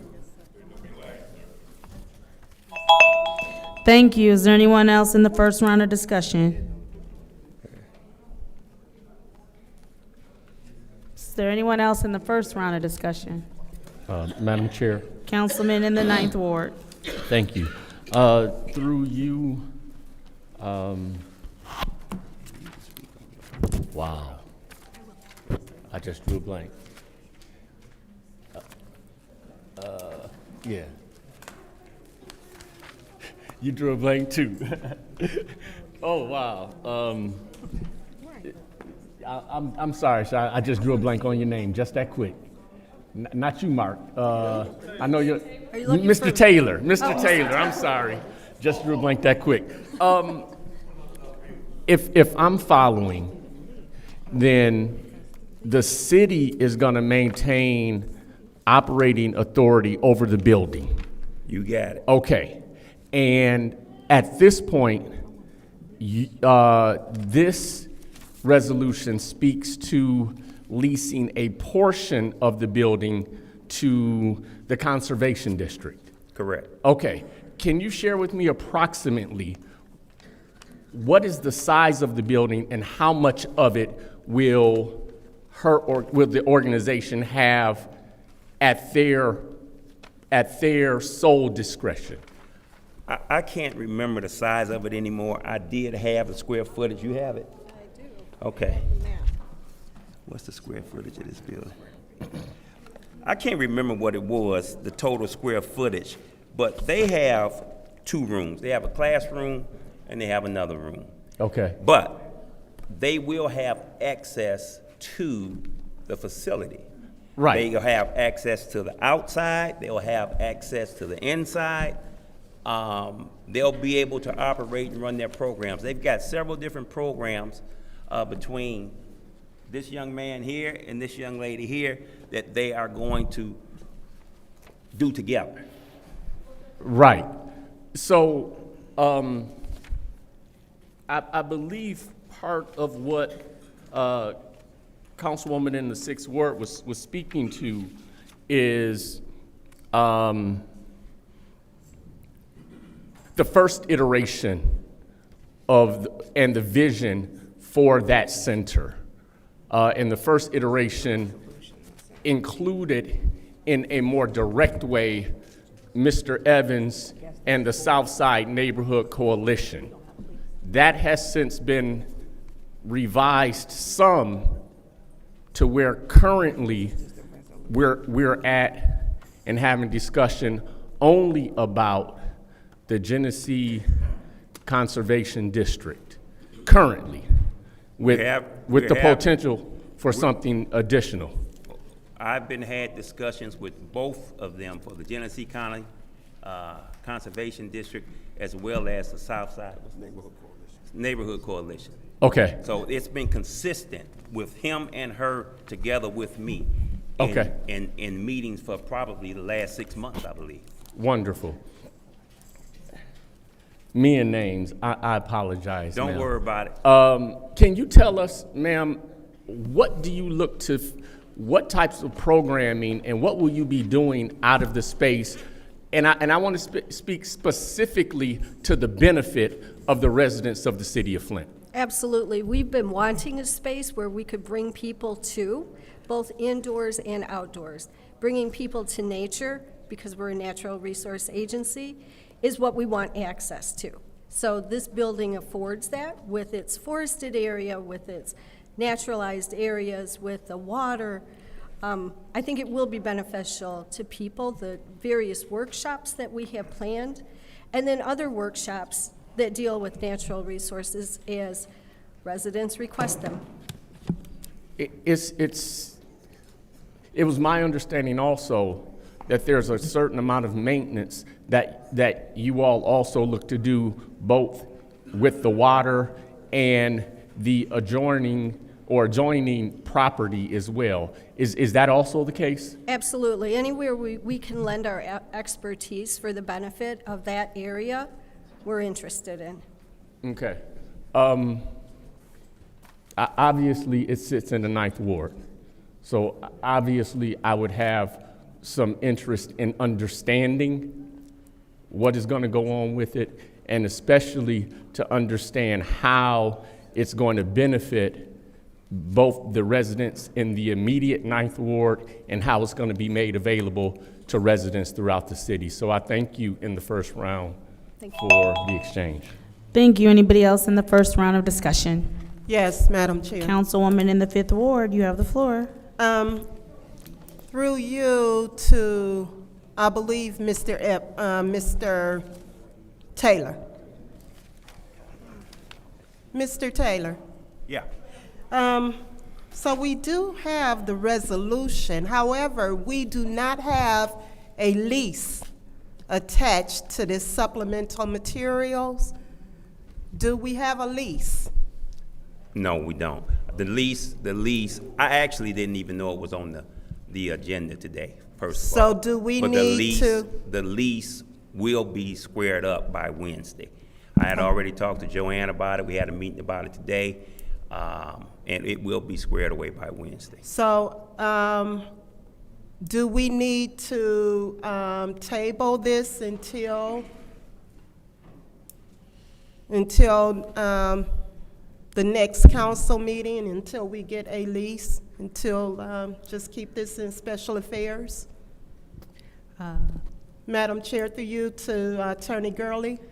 Thank you, Councilwoman Winfrey Carter. The basic terms are there. It just needs to be drafted with the exhibit that shows the space that they're going to have. So I'll leave it to your discretion, but it'll be a very easy lease with the basic terms that's listed here. Well, I'm going to say this, and if my colleagues would like me to make that amendment, you want to speak? Okay. So I'll yield my time, because I just want to say I'm not going to vote on this until I see a lease. You know, I just can't do that. I need all the materials and documents that we need in front of us. Thank you. Thank you. Is there anybody else in the first round of discussion? Councilman in the 8th Ward, you have the floor. Yeah,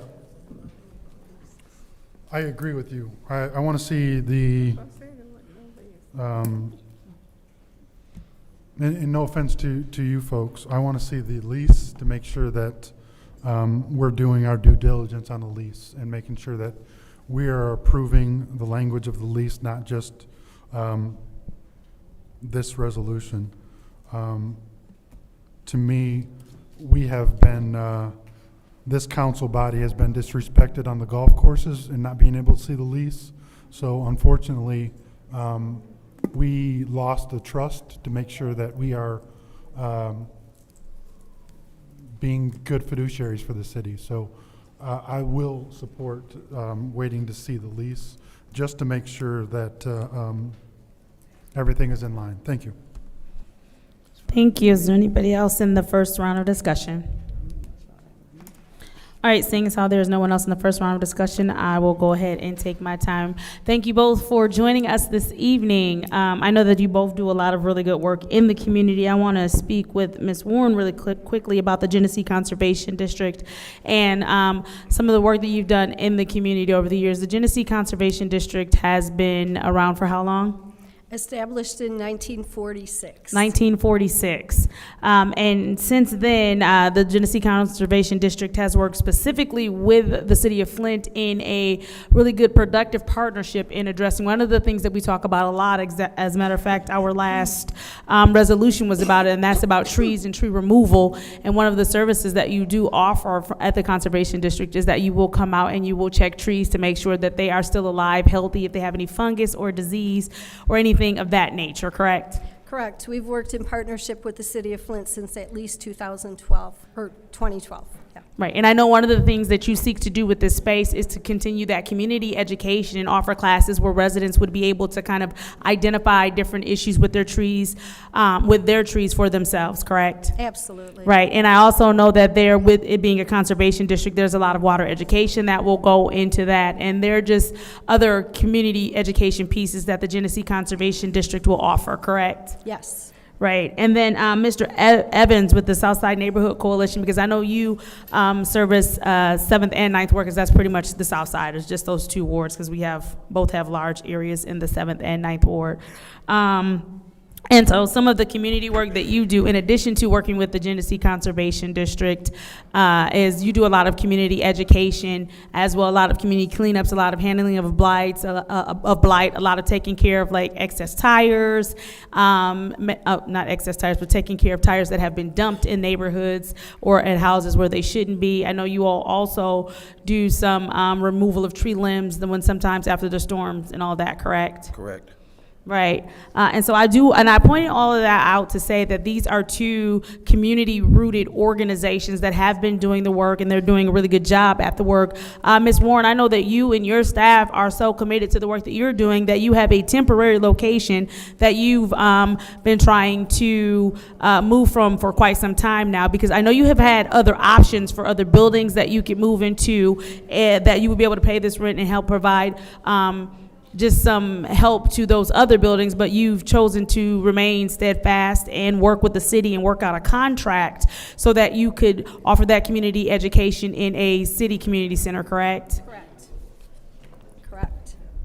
Right, and then I know that as far as, because we talked about, someone mentioned earlier about some renovations or something of that nature. Clyde, if you could just give me a thumbs up or a thumbs down to what I'm about to say, but it is, based on the funding that we have for the building, the city is required to, I want to make sure, and I had to pull up my notes on my phone, give me 1 second. But the city owns the building, so we're required by the funder of the renovations to allow community organization to utilize the building, correct? Yes, no, yes, thumbs up, thank you very much. And so having these two different community organizations have access to the building, the entire building, both inside and out, is going to be something that is a bonus to us. I wanted to clear up, there will be 2 office spaces and a classroom that will be specifically for you though, correct?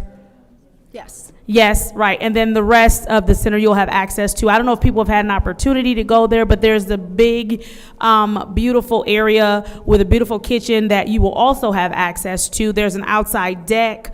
There's a beautiful area over there with water and all of that. And Mr. Evans, if I'm not mistaken, your community group has already kind of been doing some work over there, right? You all helped to clear out some of the brush and some of the garbage and some of the blight that was over there so that we could see how beautiful this property is in the 9th Ward, correct? Correct.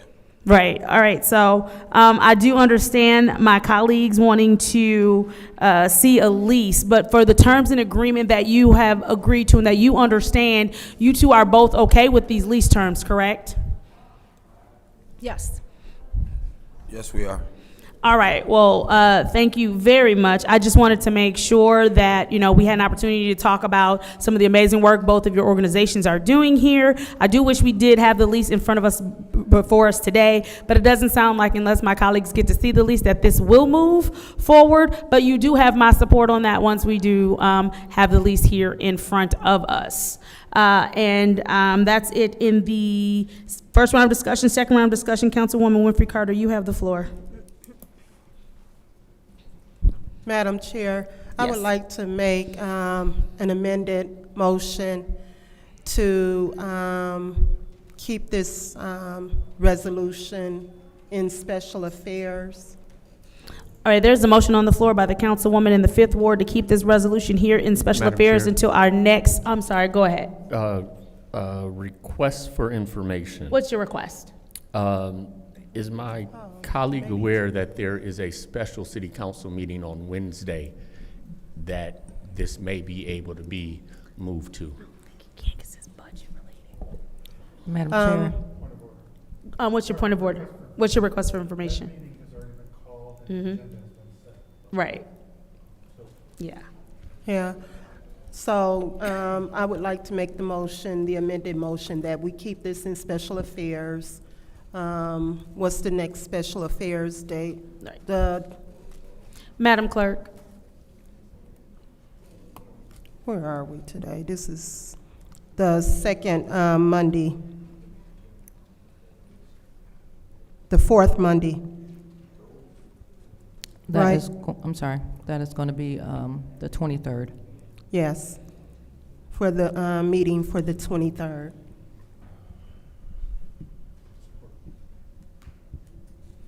It has been moved by a councilwoman in the 5th Ward that this stay in committee, a special affairs committee, until the next meeting, which is to take place on Monday, June 23rd at 4:30 p.m.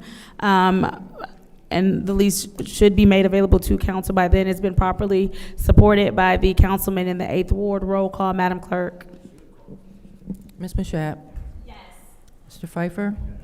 Mr. Jarrett? Yes. Dr. Lewis? Yes. Ms. Winfrey Carter? Yes. Ms. Burns? Yes. Vote is 6 yes, 0 no. Vote is 6 yes, 0 no. This stays in special affairs until Monday, June 23rd. Thank you.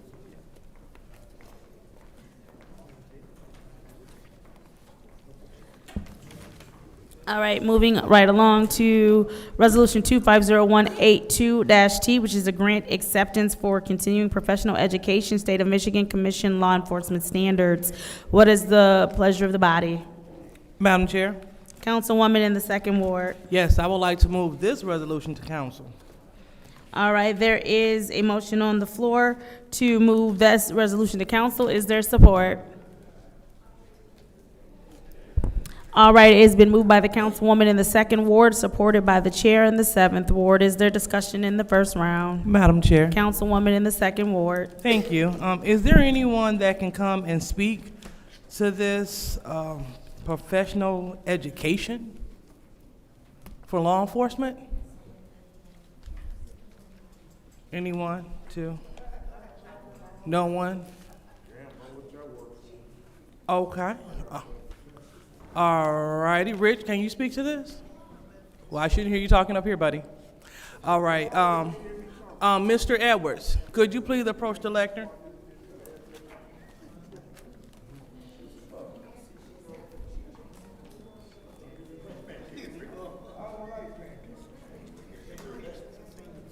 This takes so long.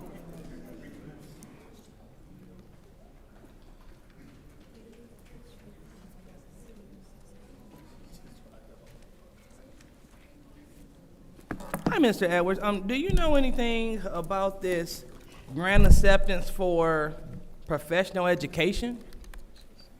Only that it's a grant to work with law enforcement, that's it. You said that it's worth a lot, for $99,000, true. Okay, so why do they want to have professional education? What's the point of that? At this point, I really couldn't tell you. The chief was informed about it, so I'm not sure why he's not here at this point, but he would be he would be the person that could speak, better to this particular situation. Okay, all right. Because I see that that it is a grant.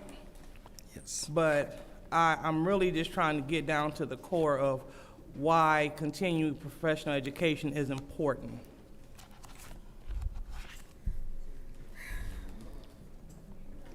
Again, that would, in terms of what the needs are in that department and why this particular grant and funding would be necessary. In general, I'm talking about in general.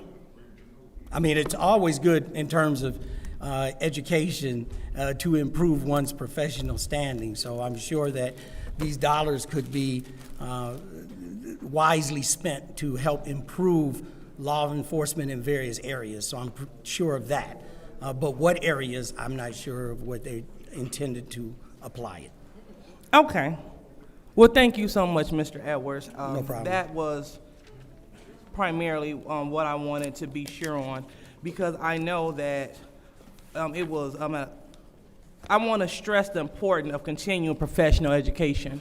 The chief, sometimes you don't have to be here to discuss things that are very important. And every single one of us, regardless of what profession that you are in, should pursue continued professional education. And that's our public safety heroes, whether they are police or fire. And it's also with your city council representative. It is important for us to get the training that we need to give you the best service, so we can have an understanding of how to do our job better. So thank you so much, Mr. Edwards, and I proudly support this, because if someone thought that it was important to give them $99,000 for training, clearly it is important, and I definitely would like to support that. So thank you so much, Mr. Edwards. You're welcome. Thank you. Is there anybody else in the first round of discussion? Is there anybody in the second round of discussion? Madam Chair. Councilwoman in the 6th Ward. Thank you. I wish that Chief Green was here, and I know when we speak to what happened that, I guess, last Monday, and there was a lot of different views with things that happened. I think professional training is good. I truly do, especially when quite often our officers are asked to do things with a public safety plan that doesn't exist, instructed with bad information. So I support continued education. And in reference to, I guess we got drawn into it, taking it and then applying it is a different thing. I will say last Monday came from after Sunday, and we probably could have used a break in between. But for our normal officers here, they're getting to know the crowd. They really are. And I support this, and in diversity, and in understanding that when you're in the city and what has impacted the residents. So I support continued education. I do. I truly do. And that we can all learn something, because that was like a boiler, a pressure cooker that just finally just popped. So I wish he was here to answer some questions, but he's not. If you could have him here Monday, we are Monday. Shoot, we are Monday. Mm-hmm. Yeah, maybe this needs to go back. Or just leave it here. Yeah. Yeah, because I would like to know specifically what type of training he's going to use it for. I would like to know that. And I also think that when officers are instructed to do something, and other council members are saying it's not true, I think they need to start asking for it. Is it in writing? Is it an ordinance? Has it been passed, is it legal? Because some of the stuff they instruct you to do, it's not even legal, and it makes sense. So I'll let my other colleagues speak, but I do have some questions for Chief Green to know where he would like to apply this at. Because there's a mixed emotion with that last week, and a lot happened. I yield the floor. Thank you. Is there anybody else in the second round of discussion? Madam Chair. Councilman in the 9th Ward, you have the floor. Thank you. Through you to Mr. Edwards, and I guess for me this is more of a statement than a question. In looking through the resolution, it would appear that we got to the $99,000 by way of our FTE count. And it looks as if for the city of Flint, they have our FTE at 99, thereby we received $99,000. So what my concern would be, or what my statement is that I would want to ensure that this $99,000 is every FTE receives equal impact as a result, because it was allocated as a result of that FTE, and that it not necessarily go towards a select few by way of either any specialized training or only for a small group education, and especially conference. I would trust that this would not be used for conference, but some type of education and training that would impact all 99 FTE equally and equitably by way of the dollar allocation. And I yield the rest of my time. Thank you. Is there anybody else in the second round of discussion? Madam Chair. Councilwoman in the 5th Ward. Madam Chair, I would like to make an amended motion that we keep this particular resolution in special affairs. Support. Oh, okay. There's a motion on the floor by the councilwoman in the 5th Ward to leave this in special affairs until the June 23rd meeting, and is supported by the councilwoman in the 6th Ward. Roll call, Madam Clerk. Mr. Pfeiffer is not in. Mr. Jarrett? Yes. Dr. Lewis? Yes. Ms. Winfrey Carter? Yes. Ms. Burns? Yes. Ms. Mashat? Yes. And the vote is 5 yes, 0 no. The vote is 5 yes, 0 no. Resolution 250182-T, which is the grant acceptance continuing professional education, State of Michigan Commission Law Enforcement Standards, stays in special affairs. Moving on to Resolution 250188-T, which is approving $25,000 emergency funding Flint Genesee JobCore Center. What is the pleasure of the body? Madam Chair, Councilwoman in the 2nd Ward. I probably would like to move this to council. There is a motion on the floor by the councilwoman in the 2nd Ward to move this resolution to council. Is there support?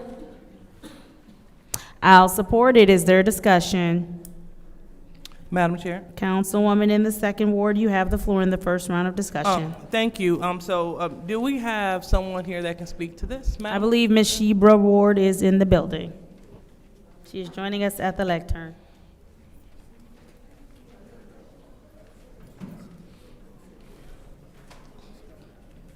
Good evening, Ms. Ward. Good evening. Yeah, thank you for sticking and staying. I know that you had a long day and come here in the morning and staying in the evening, so thank you. About the JobCore funding, you heard my colleagues, they had some questions about it. So can you just brief us on any updates about the funding and the process? Yes, so to answer the question about if we had the fiduciary, which was Gear Up to Lead, they would not charge anything to sign. They would have the liability insurance needed in order to go to the facility. I had a conversation with Ms. Nataki Purdue. She is the Career Development Director at JobCore. Due to the current court hearing on June 17th, They have been given instructions that they cannot remove any students right now, neither can they remove any staff. She did inform me that some of the students have come back to campus starting as early as Friday evening. So currently the efforts are on pause because they cannot have any movement, but I still have all of the same partners as mentioned before that are on standby in the event things do not turn out well for them. All right, so thank you. And it was a great thing seeing you at the Congresswoman event, standing in solidarity with JobCore. So definitely thank you for that, as well as Councilwoman Mashat. Thank you for being there as well. So is there anything that you want from us tonight? Any suggestions? So should we move on this? Should we wait? What are your recommendations? So it's at the will of council. Knowing how things are currently in play and in motion, everyone is at a standstill, even the students and the staff at JobCore. So if you proceed in moving forward, it's great because the funding would be there and we know what we can do if we need to.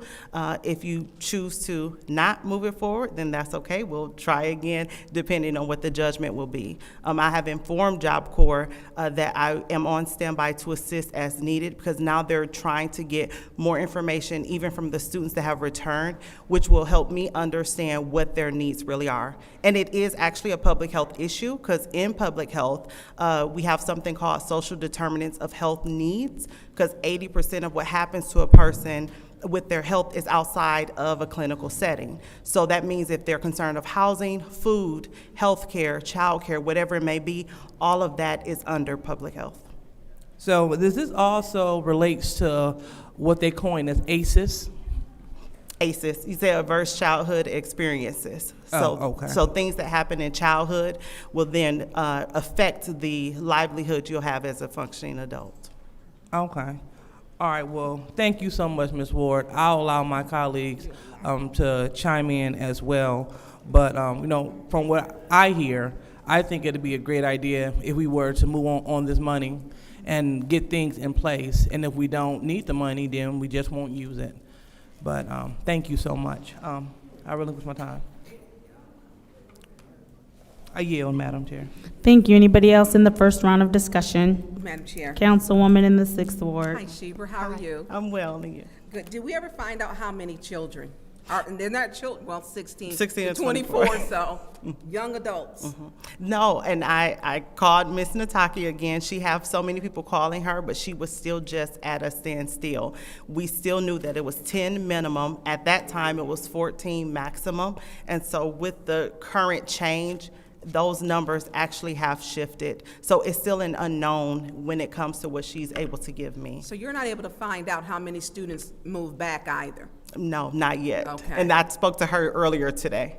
So it's, it's fluid. It's a very fluid situation, Correct. especially with court. I will not support this right now until we find out. I support the young people because you're not going to know how many are Flint either, will you?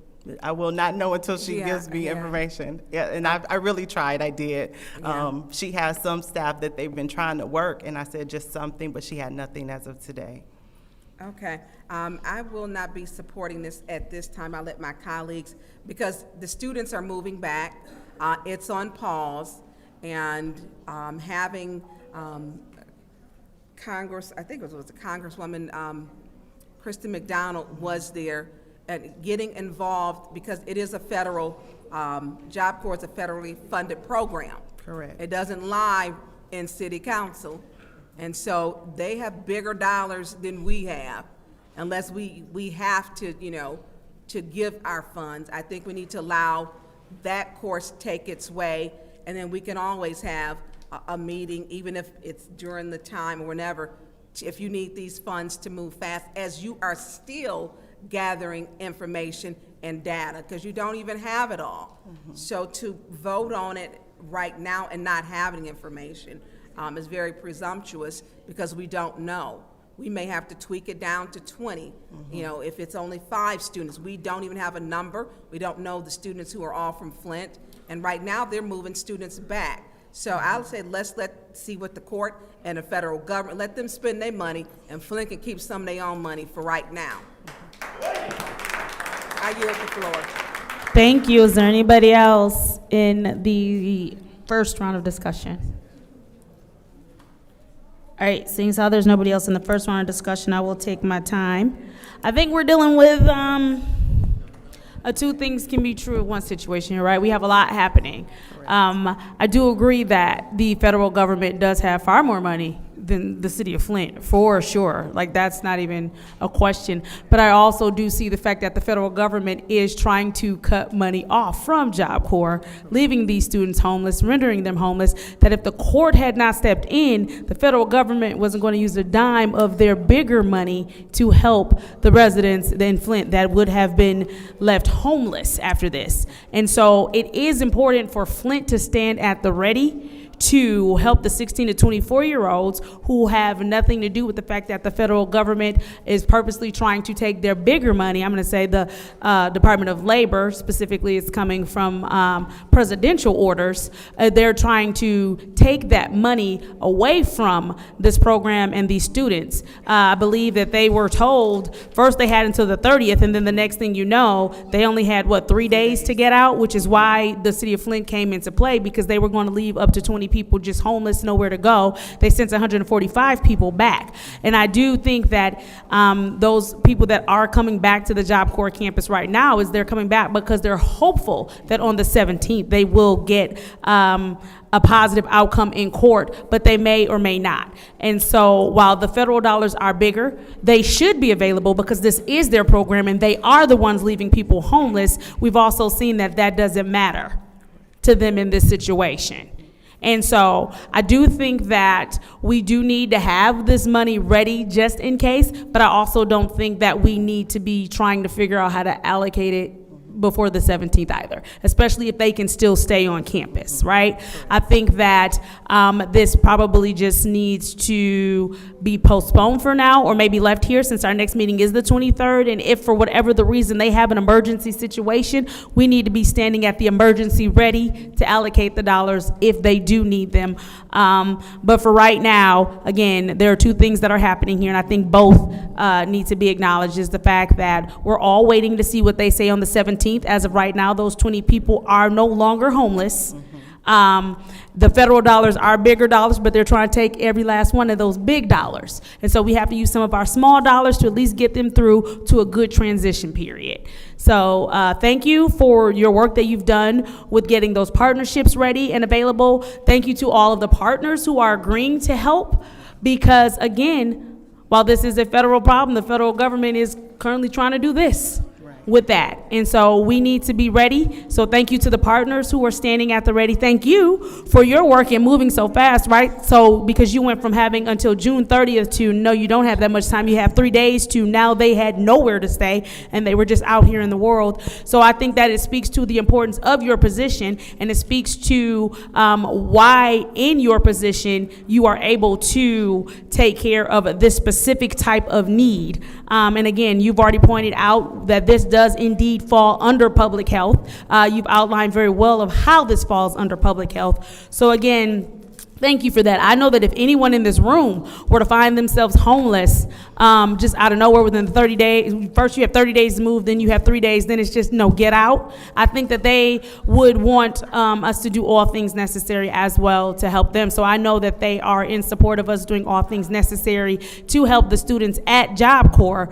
And I just also want to say to Kristen McDonald-Rivet that she did step up and just kind of stood in the way, stood in the gap, if you will, and called for the Department of Labor and called for the federal government to uphold its responsibilities. I think that the courts moving swiftly to put that injunction in place was also a good thing, and I'm hoping that on the 17th that students are able to no longer be hanging in the balance, that they can go back to the education that they're trying to get to better their lives. We know that when people attend JobCore, that they attend JobCores in different cities, because the whole point of JobCore is to get you out of that environment which has been detrimental to you, to put you into a new environment and give you new skills to move forward in a career field. And so we know that no system is perfect. There are certainly some numbers with JobCore that need to be improved, that we need to see improvement with, and if on the 17th they are allowed to stay open, I'm sure we will begin to see those improvements in the numbers. And I think the city of Flint has already shown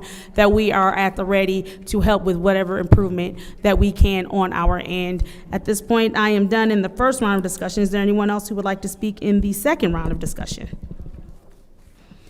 Councilman in the 8th Ward, you have the floor. It doesn't seem that we're moving on this tonight. Can you potentially update the resolution to who the fiduciary is? I don't, can you state who it is real quick? Gear Up to Lead. Gear Up to Lead. They were called the the Engagement Center as well. They're right on Second, right here downtown. And then, have we identified the dollar value that's going to go to each partner yet? There is no money going to any partners.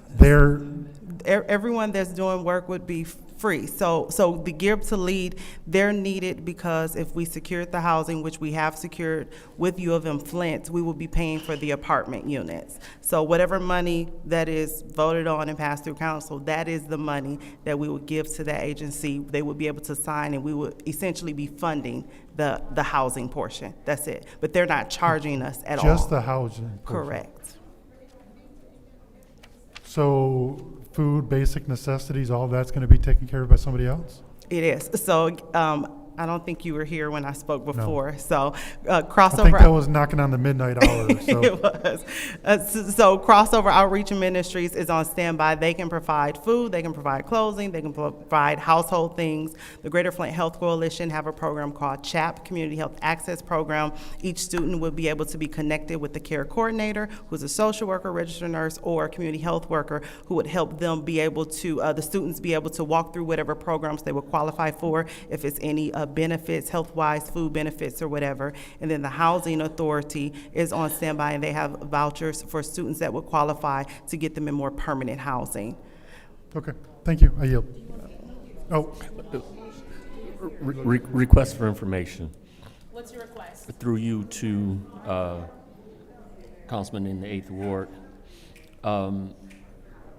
Is it possible that we may be able to ask Ms. Ward for notes that summarize somewhat these agencies and their responsibilities to be included with the resolution package?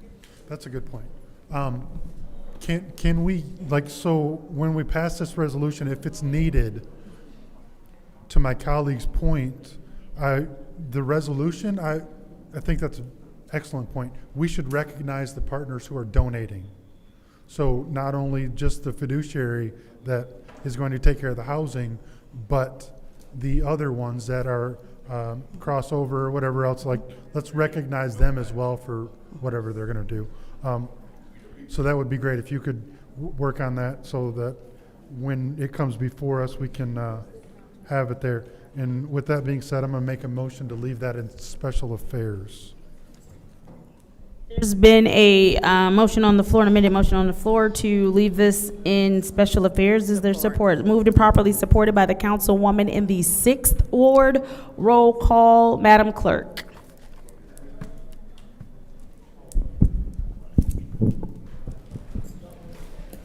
Mr. Jarrett. Yes. Dr. Lewis. Yes. Ms. Winfrey Carter. Yes. Ms. Burns. Yes. Ms. Mashat. Yes. Mr. Pfeiffer. Yes. The vote is 6 yes, 0 no.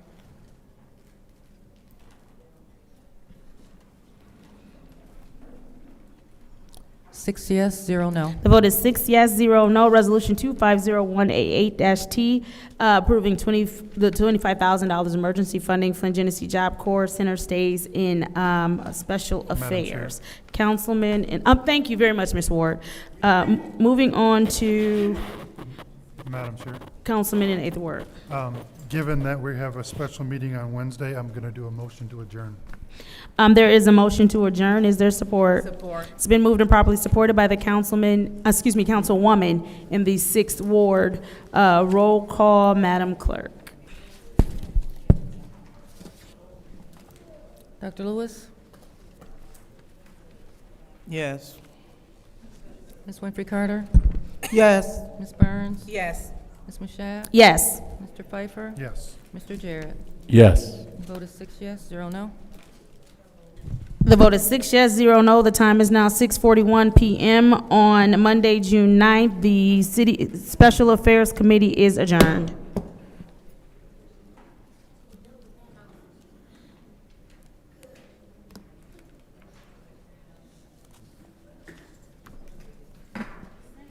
Okay, this is to the public. If you wish to speak at the city council meeting and you have not already filled out a speaker slip, the time to do so is now.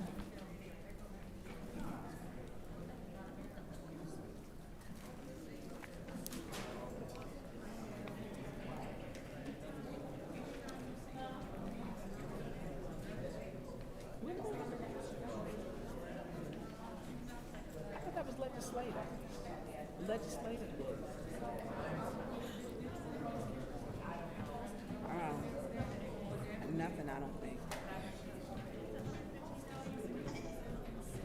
So, I don't remember.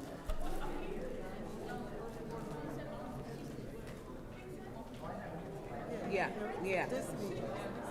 Yeah, it was just from this meeting that we just had.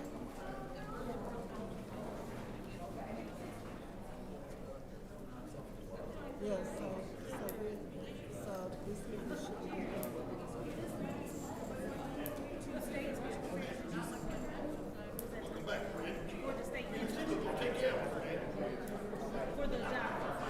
I did.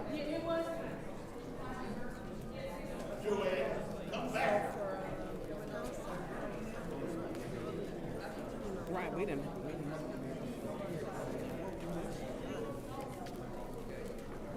Drink one.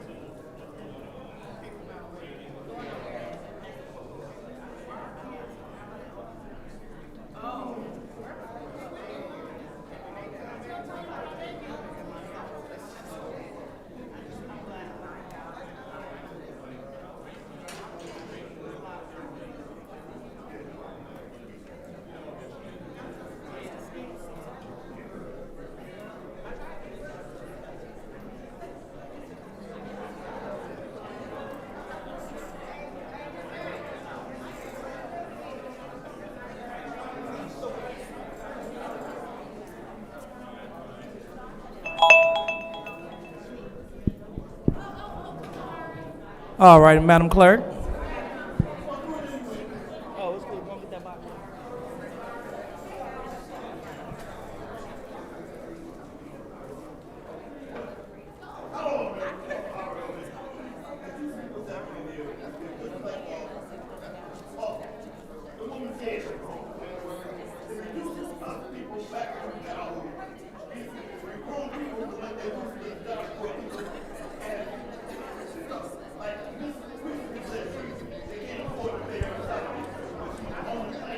Pastor Harris, are you staying for this meeting? Okay, would you mind offering the blessing? Okay, thank you.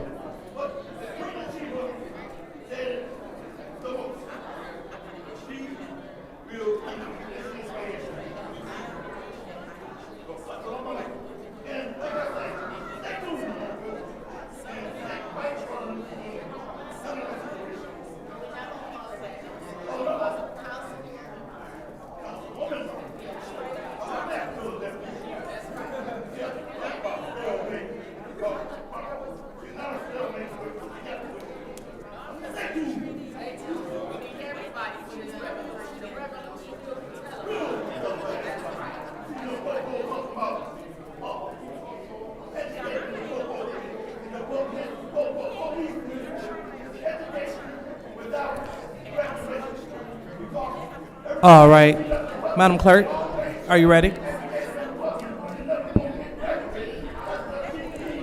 If I could have council members take their seats so we can start this city council meeting.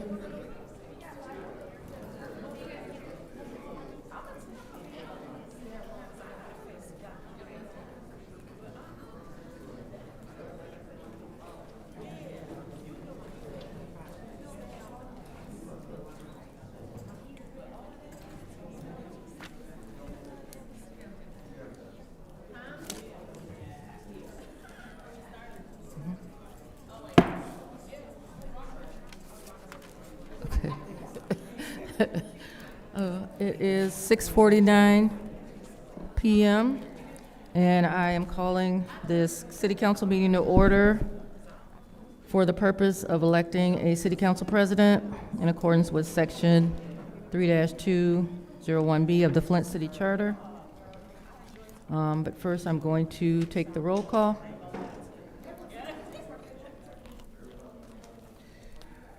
Okay, Mr. Alamin is not in.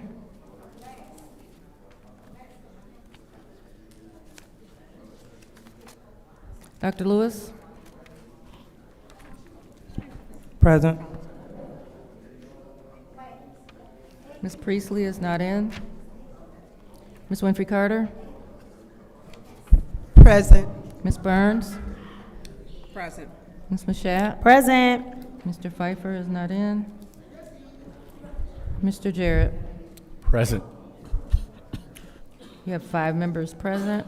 We have 5 members present. Madam Clerk, Ms. Mashat? I'd like to make a motion that we move the organization of the city council to the end of the meeting so that we can conduct the city business.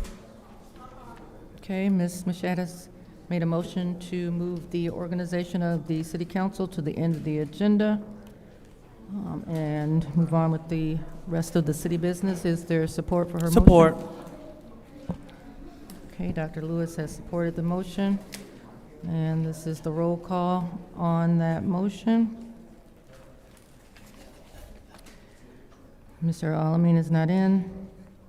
Dr. Lewis? Yes. Ms. Priestley is not in. Ms. Winfrey Carter? Yes. Ms. Burns? Yes. Ms. Mashat? Yes.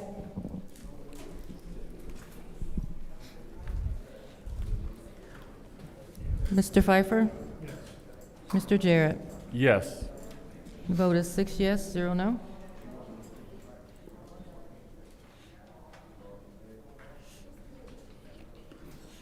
We will now move on to the opening ceremonies.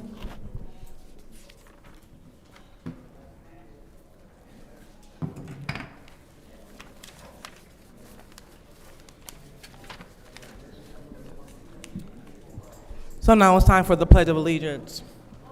Councilwoman Shaq, could you please lead us in the Pledge of Allegiance? Yes. I pledge allegiance to the flag of the United States of America and to the republic for which it stands, one nation, under God, indivisible, with liberty and justice for all. Thank you. So before we move on to the prayer of the blessing, we would like to acknowledge anyone that may have transitioned. Do we have anyone that would like to acknowledge someone? Madam Chair, Go ahead, Ms. Burns. I would like to acknowledge a little girl who is 7, Amila Bedford. Her mother informed me that her daughter lost her fight, and she was there for her last moments. Her mother is Eileen Trimble, I believe your neighbor. Her daughter, 7-year-old daughter, she lost her fight with her rare blood disease. Anyone else? Anyone else? All right, well, seeing that there is no one else, I would like to remember Miss Carol Joy Andrews, that is Miss Carol Joy Andrews, as well as Miss Yvonne Nicole Cheney. Miss Yvonne Nicole Cheney, who lost her battle to breast cancer. So with that being said, we would like to ask if Pastor Harris from Saints of God Church will join us at the lectern, and if he will deliver the prayer of the blessing. Let us send ourselves for a word of prayer.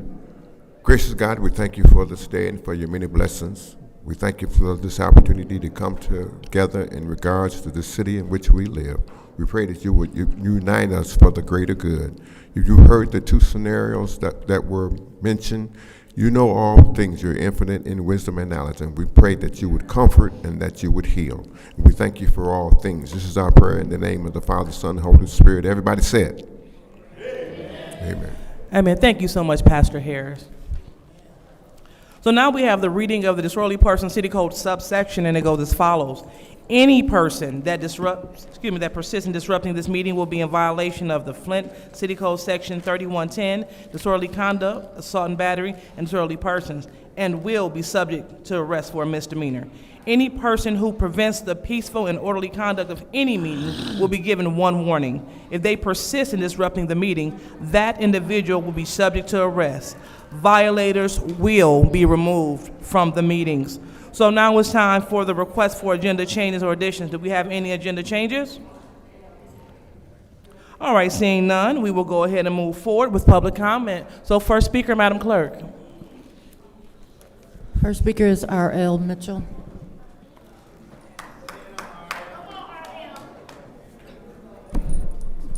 Hello, my name is R.L. Mitchell. Almost said I'm here by the doctor's suggestion. Well, I've been homeless for 38 years, walking through the streets, and I ran into a doctor. He tried to check me out, see if I had any alcohol in my body, and he found out, he put a needle, I had somebody hold me and he found out I ain't had no alcohol in my body, and he told me, I don't see nothing wrong with you, sir. He gave me a sheet of paper. I guess you go to one of these meetings close to your house, and it was Shiloh Baptist Church, Reverend May's daddy. But them peoples I saw in there, anyway, it's supposed to be an anonymity place. I better stop talking about them because they'll come in here and be worse than the Popo, what they did to the public last Monday. Okay? Like I say, for now, back to Madam Chair, to you, to Miss Priestley. You see her chair's empty, but see what I mean? Woman with the money bag. Queen of Sheba come in here and said, you reducing these kids, they grown 23 years old, and they come back to the JobCore, reducing them back to childhood. I want you to know, had a letter I was told to sign up for my Social Security. You've been way overdue, sir. Then the person said, what you want, a phone call or come in? I said, a phone call. But I got about 8 phones. I broke every last one accidentally. They talk the lady when I was talking said, you better hook it in the wall, sir, because you're running out of I hooked it in the wall, took it out, and all of them started smoking. I got, like in commercial, they throw the phone, I see why they throw them on the ground. I just left them on my dining room table. They up there right now. But they say we got an appointment on the 18th of June. That's when school's out. And I gave them a phone number. It's 67 years old. I mean, a bicentennial phone. The one my daddy moved over on Tacoma Street, right down the street. It's still in the house right there, it's still working. It's yellow in the kitchen. That phone. So I gotta be over there at 9:30 on the nose, and they say, if you don't be there, you ain't getting nothing. They talk to me like that. I don't know what, that's just like, he said, no phones in here, no lighters, and no Boy Scout, no knives. Just like a dude in the A4, what got that seat, the woman always gaslighting peoples. A school teacher. You see what, and Mays had it. They put my daddy house on the market, but Mays got it right back. And it's still, and that's why I'll get almost excited by June 18th because they might throw a monkey wrench in there and try to keep me from getting my Social Security money, but I mean, okay, like I said. All right, thank you, Mr. Mitchell. Next speaker, Madam Clerk.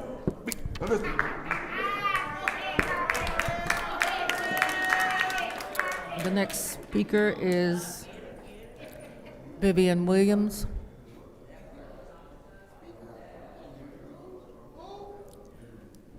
Vivian Williams, I think she's left.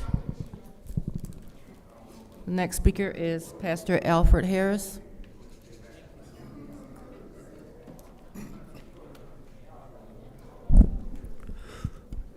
I want to say good evening to everyone. I'm Pastor Alfred Harris. I'm the pastor of the Saints of God Church in 2nd Ward, and I'm also president of the Concerned Pastors for Social Action.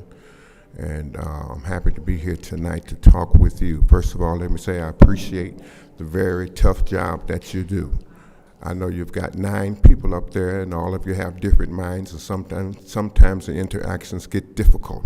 But I want to thank you for staying on track. And I also want to say that it's so important that you're able to work together for the greater good.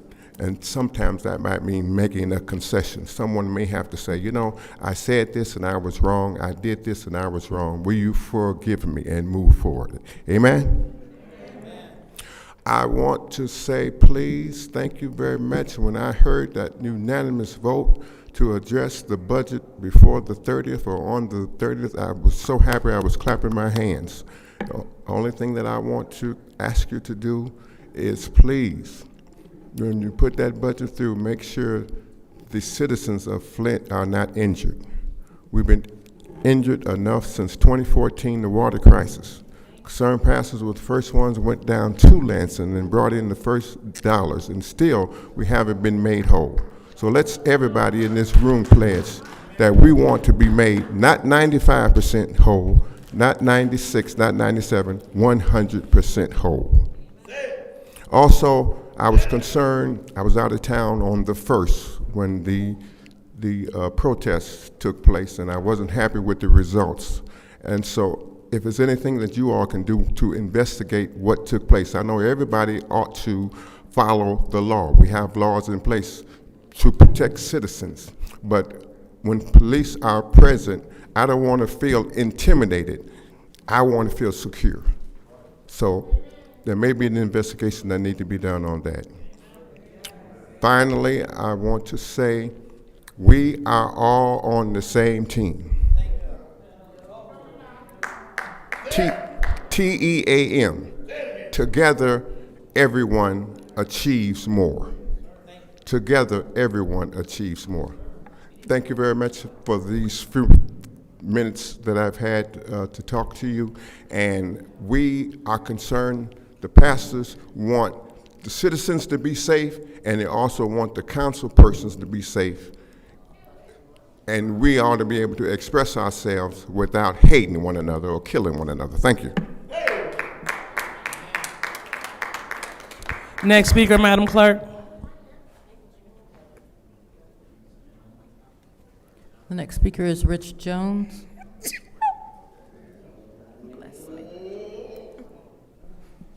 Rich Jones. is not in. Next speaker is Audrey Muhammad. She's gone. Annette, she's not here.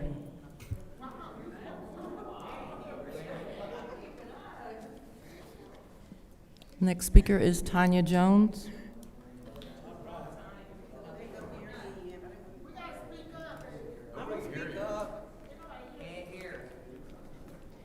Good evening. This was not my plan, but I came back again. I'm here to address, I guess Liddell said, go to the commissioner or somewhere, whatever. I'm lost on this, I'll tell you the truth. But my main concern is opium. The opium crisis. So long as you moving money to different programs or whatever, the opium is important.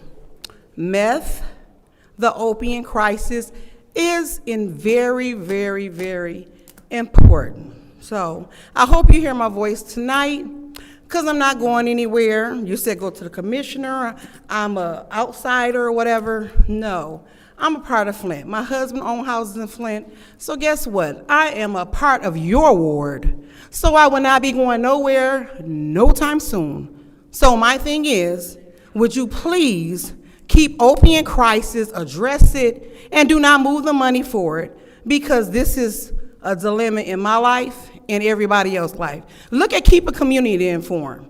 Okay, people overdose every day. They're not putting on the news that it's a crisis. I don't know what to do. Could you help me, President? Because I need some help. I need some answers. Could you look at me? No, you're not gonna look at me. Ms. Burns, thank you for looking at me. Mr. Everybody else looking at me. But thank you for Liddell not looking at me. But please don't give it to a MAID program again, because guess what? The opium crisis, going to the east side where Judy Ward is, guess what? They walk around there like zombies, and they need some help. I don't know what to do, so I'm here. I'm lost, okay? So maybe if I get some direction, maybe you can help me. You know what I'm saying? You talking about summer programs? After the summer programs is gone, guess what? People still gonna be addicted to this meth. Okay, it's a crisis out here. So maybe I seem delusional. I'm Mama Bear, but I'm not going nowhere. I don't know how to go nowhere. I don't have really. If you look at me, I don't have nothing to lose. I could be somewhere having some tequila. Okay, really, I really could. But I'm sitting here addressing this, so I'm not going nowhere, Liddell. I'm not. Okay, I'm not going nowhere. So thank you that I'm the crazy lady in the moo-moo. Okay, I'm not going nowhere. So thank you, and have a good night.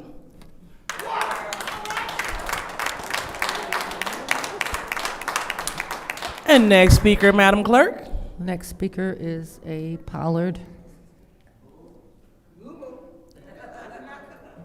A. Pollard.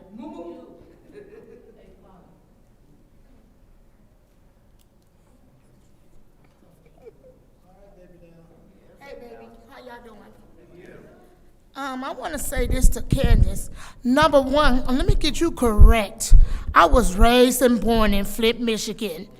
I don't know where you come from, but see, my grandmama was coming up in here when I was a little girl. She brought me, and when she died, I made her a promise that I would continue to come to the council meeting, and I've been keeping my word. You always got some negativity to say about people. You can't even accept criticism from nobody. But you'll give it out, but you can't even accept it. So stop acting like you better than us. Just because you got a title being a council person don't mean shit to me at all. A title don't mean nothing when you ain't doing a damn job. So when you do the job, then you can speak about a title. Until then, a title don't mean nothing. And you always trying to down black people more than you do the other race. And you black yourself. So won't you check yourself in the mirror and ask yourself, who do you love? Because you don't love yourself. And you say you love the people here?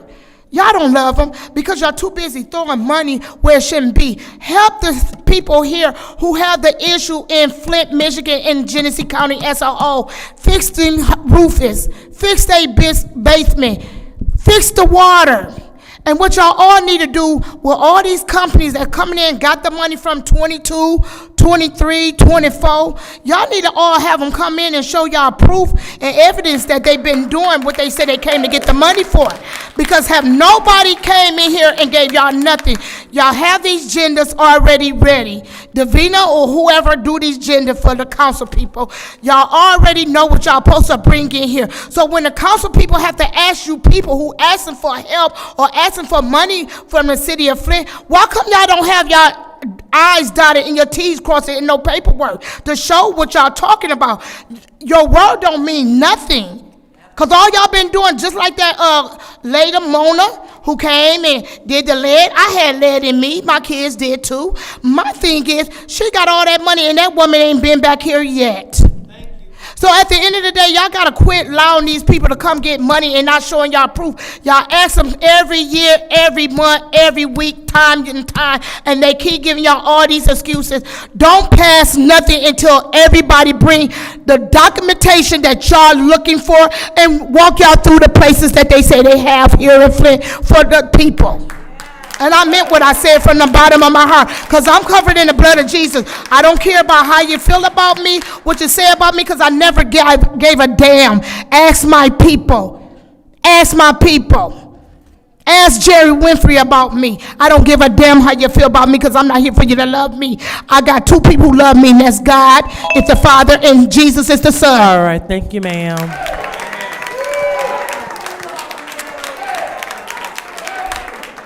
Next speaker, Madam Clerk. Next speaker is Mari Copany.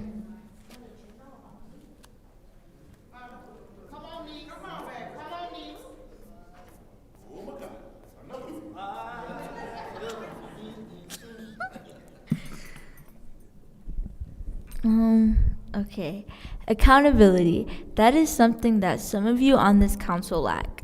Last week, we seen your shenanigans continue, including arresting a resident for a tripod that wasn't even a tripod. You cut off RL for speaking for saying a word that's in the Bible. You targeted Mr. Clack for an outburst that wasn't even him. And when the person identified themselves, you clowns voted to uphold the warning against him. And when Councilman Jarrett called you out on it, you called him a clout chaser, which was funny coming from someone who lies on Facebook for likes. And not to mention y'all refusing to make eye contact, rolling your eyes and still whispering to each other like middle school girls. Liddell and Candace, I seen you guys participate in a peaceful protest over the weekend. Crazy to see you were able to march in the streets, not on the sidewalk, but in the streets and obstruct the flow of traffic, and not a single person was arrested and assaulted by the police, and there wasn't 24 cop cars following you. That is how every protest should go, and now we know that you know how protests are supposed to work. In the past week, we've seen so many shootings involving youth, including a triple shooting where a teenager passed away. Today, right in front of my home, in the middle of the afternoon, with kids outside, there was a shooting. The police once again took an hour to pull up. Police are overworked, underpaid, and understaffed, yet this administration loves to use them against the people. You want youth in the community to stop acting a fool, but can't even behave yourselves and bully residents through a single council meeting. You want the youth in the community to stop acting a fool? Give us more than just summer jobs. We need programs that include mentorship, resources, and people with boots on ground tackling conflicts as soon as they happen instead of police responding after the fact. The disrespect to the citizens from council members needs to stop. You don't have to agree with us, but as citizens of this community, we deserve to have our voices heard and concerns addressed by those elected to represent us.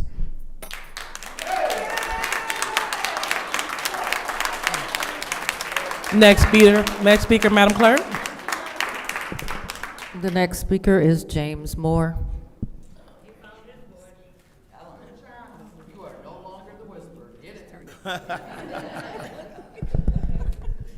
James Moore, Second Ward. I'd first like to say thank you to the Michigan Eastern Eye Clinic for the work that they do in our community, for the work that they have done throughout my family, and for the work that they've been doing to help me be able to see so much that is still going on. I want to take the time out to talk about two young men over in the 2nd Ward that I see pushing a red lawnmower with a black motor on it. Brothers, keep on out there. It's like advertisement. Somebody gonna give y'all a break and give y'all some money for cutting the yards, because most people are paying just about $70 to cut the yard, and it rains and the next day and the grass is back.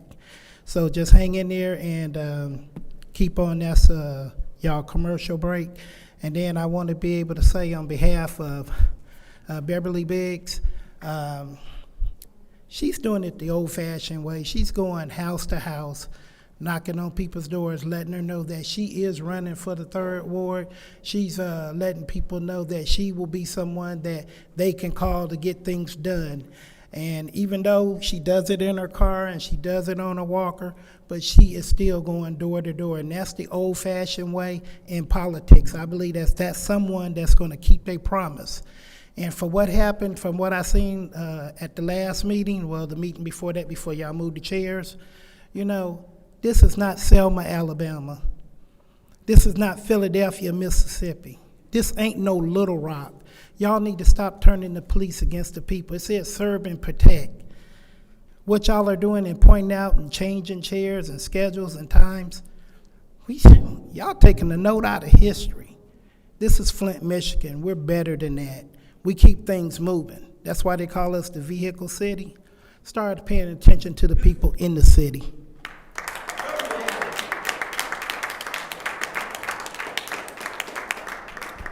Next speaker, Madam Clerk. The next speaker is Shalita Savage.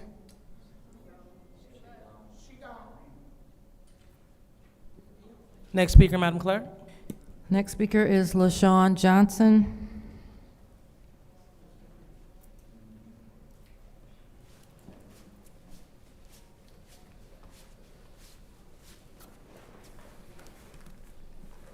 Good evening, Council. My name is LaShawn Johnson, and I'm running in as a write-in candidate for the 3rd Ward City Council seat. I am not a politician. I'm a public servant.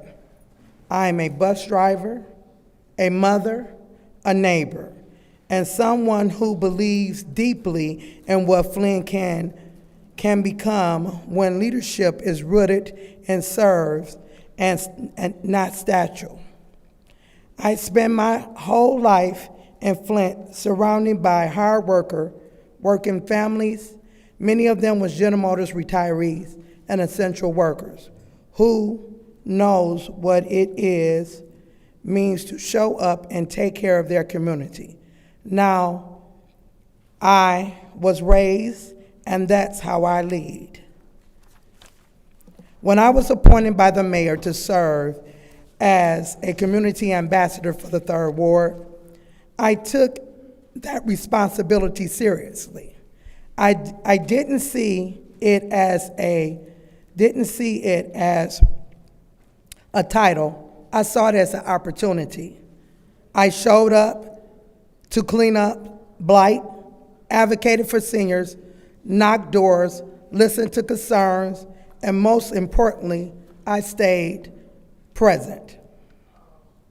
I know there are several names on the ballot this election, and many of them are familiar. But what we need now is someone who doesn't just speak for the community, but walk with it. My focus isn't on political alliances or long meetings with no concerns. My focus is on people. On progression, you can see, hear and feel right, here is the 3rd Ward. We need more of that at the City Hall. Less arguing, more action, less ego, more empathy. We need leaders who stay grounded, connected, not just campaigning, but all year long.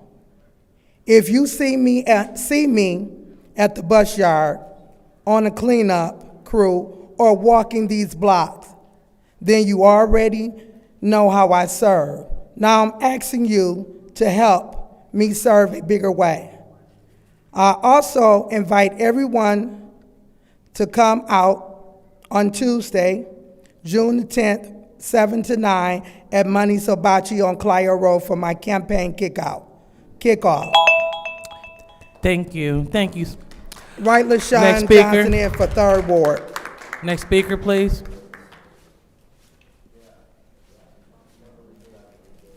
The next speaker is Winters Hall.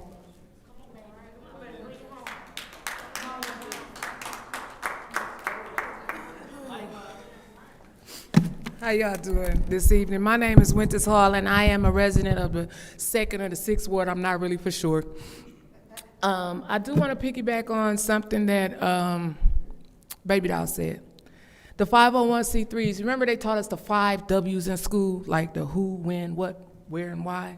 So I would expect somebody from council to really go back over and look at those 501c3s that received our ARPA money, call them back, get a list generator or something. We pay Ernst & Young, all of that money to come in. We had committees flying everywhere, it's getting stipends from the Mott Foundation.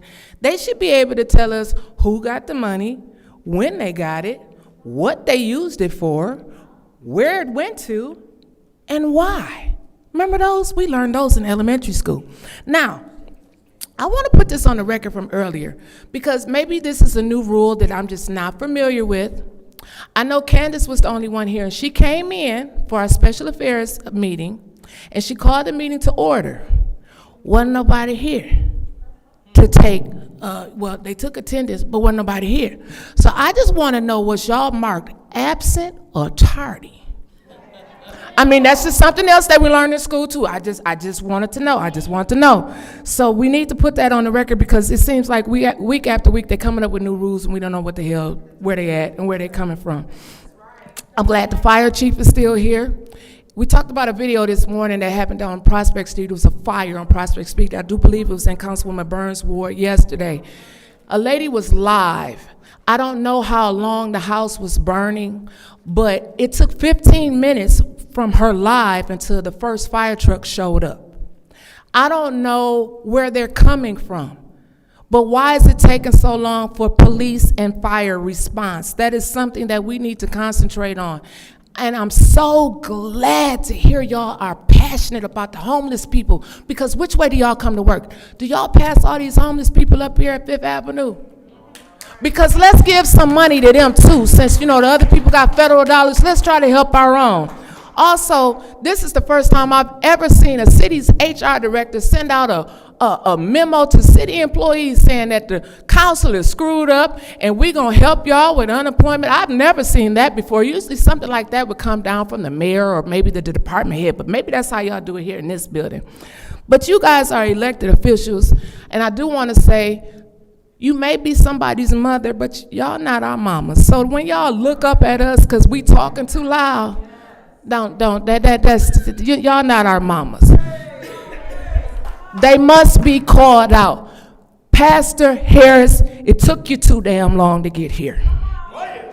It took you too long to get here. And I know some of the pastors may be compromised from the water settlement money, but I'm glad you showed up today. All right, thank you, Ms. Hall.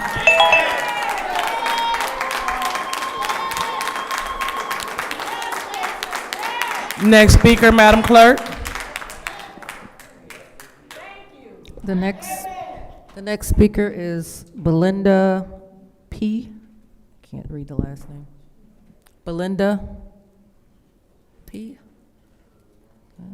No, doesn't look like she's here. So next speaker. The next speaker is Joshua Bogus. Well, first off, I see these seats haven't been put back and nobody has learned how disrespectful it is to silence 80 Americans' rights. I think a couple of you think you're special. You had your little special meeting here and got nothing accomplished, and there's a couple more people not out of these seats, but it seems there's a problem with every little council seat like yours in Genesee County, whether it's in Mount Morris Township or Mundy Township or where it is. Every place in Genesee County has the same pile of crap. At any rate, Our peoples over in Mundy Township work on exposing this up-and-coming water crisis from this mega site here with China that I'm hearing words of 55 million gallons of water getting dumped into our fresh water systems. Our precious governor's already made sure there's no environmental impact studies. This is pathetic. And here you guys are doing this. I'd like to think, you're right, this is a team. As a team, it's about time a couple of you people up there start body checking some of your teammates as smearing your face into the mud with you. Liddell, Candace, Priestley, yeah, you all got names. Or you can get out of the office if you don't like it. We're just tired of being silenced. Why are you pushing off this budget? I would like you to finish this budget, not by giving away all Flint's money and setting us back $4 million. We have other people to go talk to. You know, there's commissioner's offices and other places around here that's accountable for some of this mess. But right now, we're all going to be standing right here until we straighten out this mess at hand. So we'd appreciate if you all could be professional and get moving here. You know, I've heard lots of good ways to cut this budget. I've mentioned several judges around here that I can't help you guys help set the budgets for that act way not in accordance with United States law. Start cutting jobs. Ombudsman that we ain't had for 4 years, this guy's out here fighting for a whole nother pay wage of jobs and services that the citizens of Flint don't get for 4, 5, 6 years. Holy crap, he just admitted to, how many years is that? Can you count? Wow, that's 2 jobs at least that we can just see from here, right here from this bench. I haven't seen one. I haven't seen a police chief. I haven't seen Mary Neely. I have seen nobody actually do nothing to Officer Stillwell or none of this other shit. I've seen Miss Burns and Pfeiffer here. Thank you for your press release. We almost crashed it, but, you know, God told me not to come in here and mess you up. I heard you call out the mayor. Where are you at, Mr. Neely? Where are you at? I can't even call him a chief of police, you pathetic Nazi driving whatever you are. Reprimand your people. This training, I do support your police training, but the police training they have been getting is a failure. It's time to get new police training from a new source, including the United States Constitution. Facts. And it needs to be approved by the people. And this same training needs to be available to X amount of citizens so people know exactly what the hell you're training these pig fucking things you call police around here.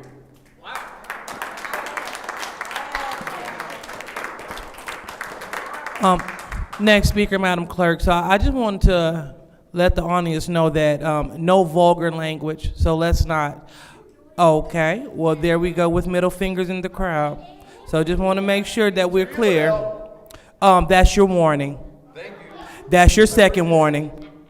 Would you please remove him? Again, according to the Disorderly Person City Code subsection, it says once you have received a warning, any person that persists in disrupting this meeting will be in violation of Flint City Code Section 3110, disorderly conduct, assault and battery, and disorderly persons, and will be subject to arrest for a misdemeanor.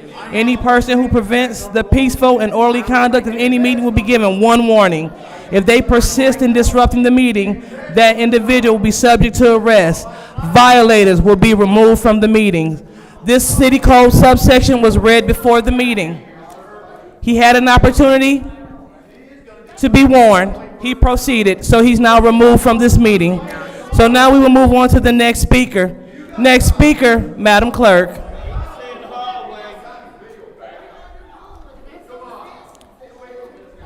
The next speaker is, I cannot read this writing, Elzina Smith.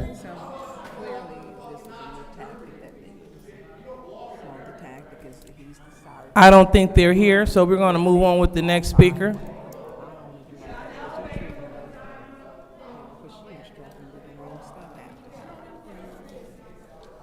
The next speaker is Xavier Smith. Say Xavier Smith? Yes. All right, Xavier's not here. We can move on to the next speaker, please. Next speaker is Janae Savage. You said Savage? Yes. Yep, Janae. she's not here as well.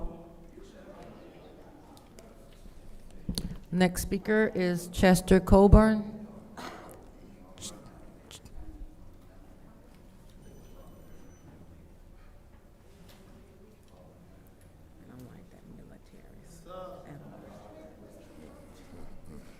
My name is Chester Coburn. You know, I got a lot of respect for my peoples.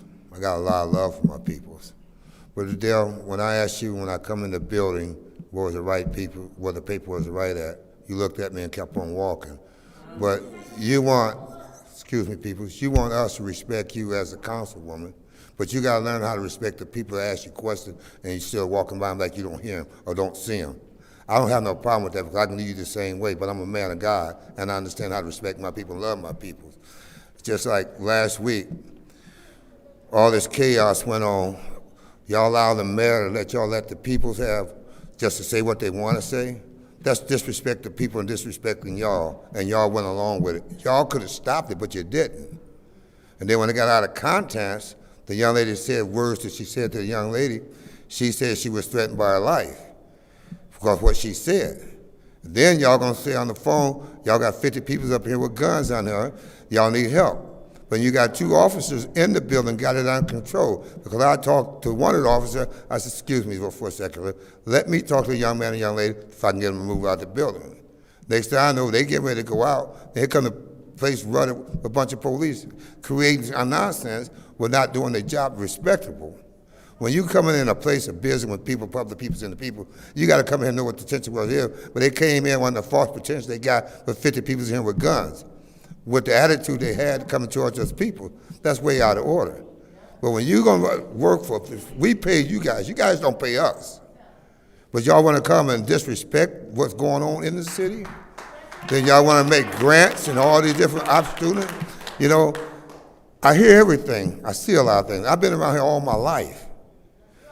Some of you kids could be my children's. But all I ask you, when you come and sit behind that podium, you pay to do a job. Do your job. There's no buddy in the system. These people out here struggling about the water crisis and everything else, and y'all want to do certain things. Like you're trying to get an education fund for the police. Each one of y'all need to take that class and understand what it means, how to respect your own self and respect your peoples out here. It's no necessary for the chaos that went on last week, should have never come occurred. You got 2 officers in there, had it under control. But when they get the elevation of running and people, what do you think people gonna respond? I tell the officer, you don't talk to me any kind of way. I'm a man just like you are. And I respect for my respect, I'm gonna get my respect just like y'all want y'all respect. And anytime y'all allow the mayor to say y'all can let people come up here and do what they do, you're out of order. Like the money you guys, the JobCore need, that's a federal fund placement. If their staff was on duty, for them, they shut them down. The house of people, they got all the way around. They could have sent them all the way around. All right, thank you, sir. Know? Next speaker, please. Love and respect for them.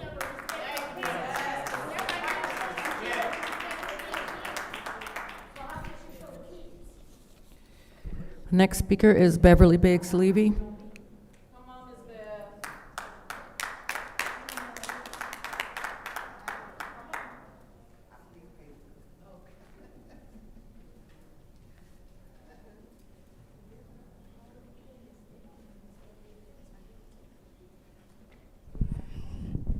Good evening. My name is Beverly Biggs Levy. I am running for the 3rd Ward City Council seat. And we need to do better. If you ever notice, when we come up to speak, the president and the vice president always got their head down like they do, so busy. But I'm like Chester, if you want respect, you gotta give respect, and you don't. And I don't need a piece of paper to write down, to take notes, to say what I mean. I can say it just like I feel it. I am running for the 3rd Ward. I know what I do. I know what I don't do. But before I be a yes girl, I'll step down. And I ain't planning on stepping down. I will never be a yes girl. I know that I have to work with the mayor. I know that I have to work with you guys.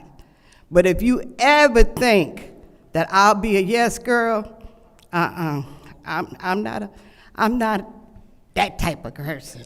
I can't be. In order for you to be who you are, you gotta be who you are. And like I say, I ain't gotta make a speech. My work speaks for itself. And that's what matters. I'm here for the people, what they want, not what I gotta make a cleanup crew. I'm not making a cleanup crew.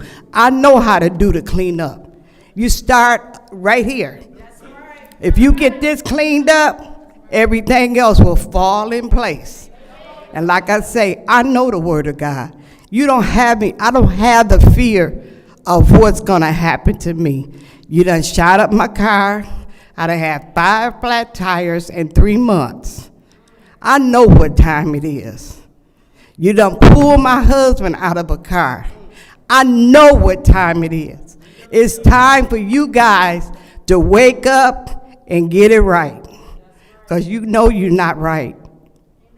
You 4 know that you're not right. And when we get to do this audit, because it's going to be an audit. It's time for to do an audit. A lot of money is coming up missing, and nobody know where it's coming from, where it's at. Like us, you got to bring them 501c3s need to be counted for. Where that money at? We need to know where the money at. That's why you can't hold your heads up, because you know where it's at. But it's got to come back. Y'all have a blessed day.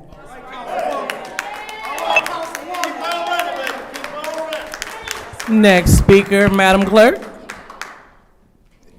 The final speaker for this meeting is Allison Montgomery Littlejohn.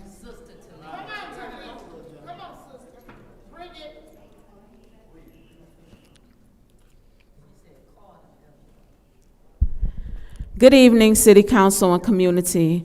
I am here to address Resolution 250182T, Grant Acceptance, Continuing Professional Education, State of Michigan Commission, Law Enforcement Standards.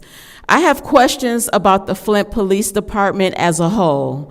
Number one, how do you train police officers to perform their duties in an ethical manner when they follow the commands of an unethical leader? This is a contradiction in my opinion.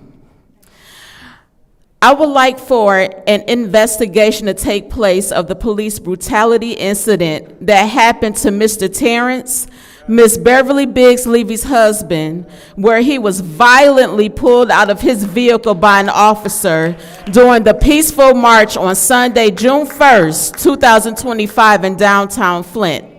In addition to this, I would like an investigation of the police brutality incidents that occurred to, one of them being Flint resident, Miss Debbie Clark, and there were others, during the council meeting on Monday, June 2nd, 2025.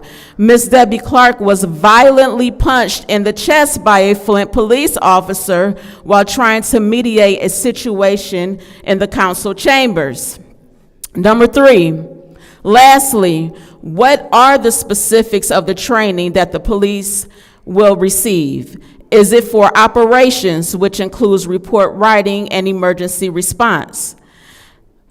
Defensive tactics, including de-escalation strategies, or communication and interviewing techniques with the public? All three, which we saw was a failure at the council meeting on June 2nd. The amount of trauma that some police officers, with the assistance of some government officials, that has occurred in the last week is disheartening and alarming. What is even more alarming is the so-called rumor that Councilwoman Candace Mouchette made a misleading 911 call during that council meeting, which escalated and agitated the response of the police. I'm really pushing for this council to do a subpoena of Chief Green, even the mayor. I know there's a question about having 5 votes, but so what? If Mr. Mays was here, he will put a motion on the floor. A motion is always in order. Put the motion on the floor to subpoena Chief Green, Mayor Neely, and any other that was involved in the June 1st and June 2nd incidents. Thank you.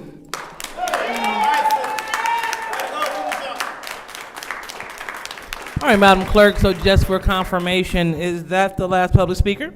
That's correct. All right, thank you. So now public speaking is now closed, and now it's time for council response. Anyone would like to respond to the public? Madam Chair. Go ahead, Ms. Mashat. Thank you. Ms. Littlejohn, I just want you to clear up some misinformation. I'm going to do it for you. At no point in time did I call the police.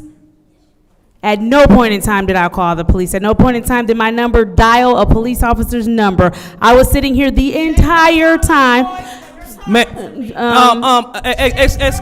Excuse me, ma'am, that's your warning, your first warning, please. You're out of order. Ma'am, that's your second order. You're removed from this meeting. This is just crazy. Excuse me, according to our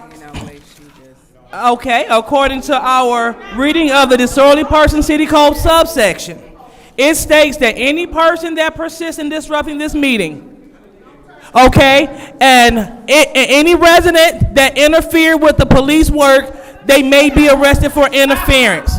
And so, according to this, it states that any person that persists in disrupting this meeting will be in violation of the Flint City Code Section 3110, disorderly conduct, assault and battery, and disorderly persons, and will be subject for arrest for a misdemeanor.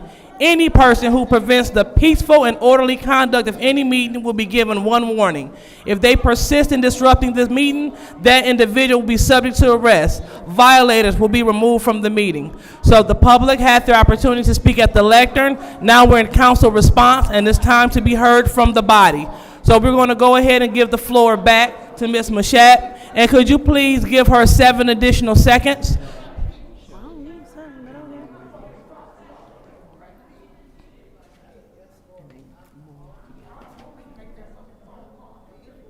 That'll be 150 though. That'll be 150.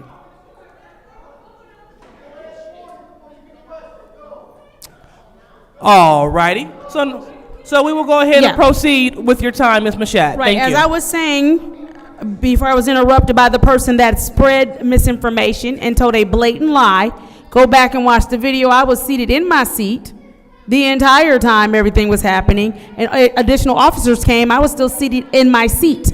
I know it feels good to tell lies, and it makes you feel better and popular to say my name in a negative way, but what we will not do is sit up here and make it seem like I called police, needed to call police, or added police to this meeting when I did not. I was sitting in my seat. You can go back and watch the video. The record will reflect that I was sitting in my seat.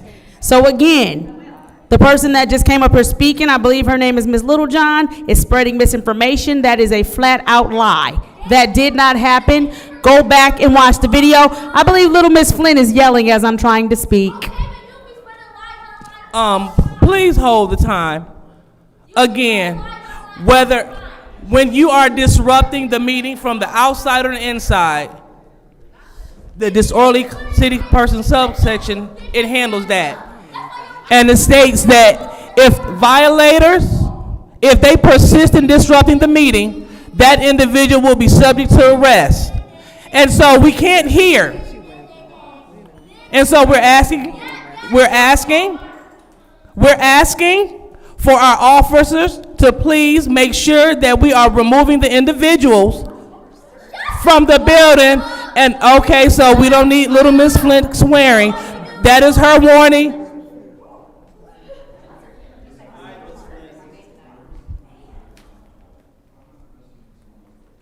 This is what we deal with, Pastor Harris. This is it.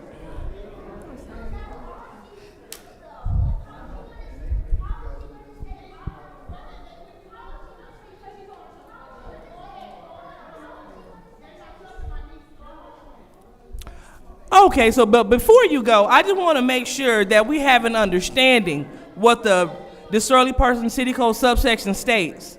And I've read it, but people are not listening, Ms. Burns. I hear what you say. But I want to make sure that we're abundantly clear. Any person who prevents the peaceful and orderly conduct of any meeting will be given one warning. If they persist in disrupting the meeting, that individual will be subject to arrest. Violators will be removed from the meeting. That's important to note because when the police, when they are enacted so we can have an orderly meeting, that is the reason why. No one is weaponizing the police. They are disorderly, and we're calling for order so we can move on with the city's business. So, Ms. Machette, I'm going to give you the floor again for the third time, and hopefully you can get out what you have to say. Thank you. Proceed.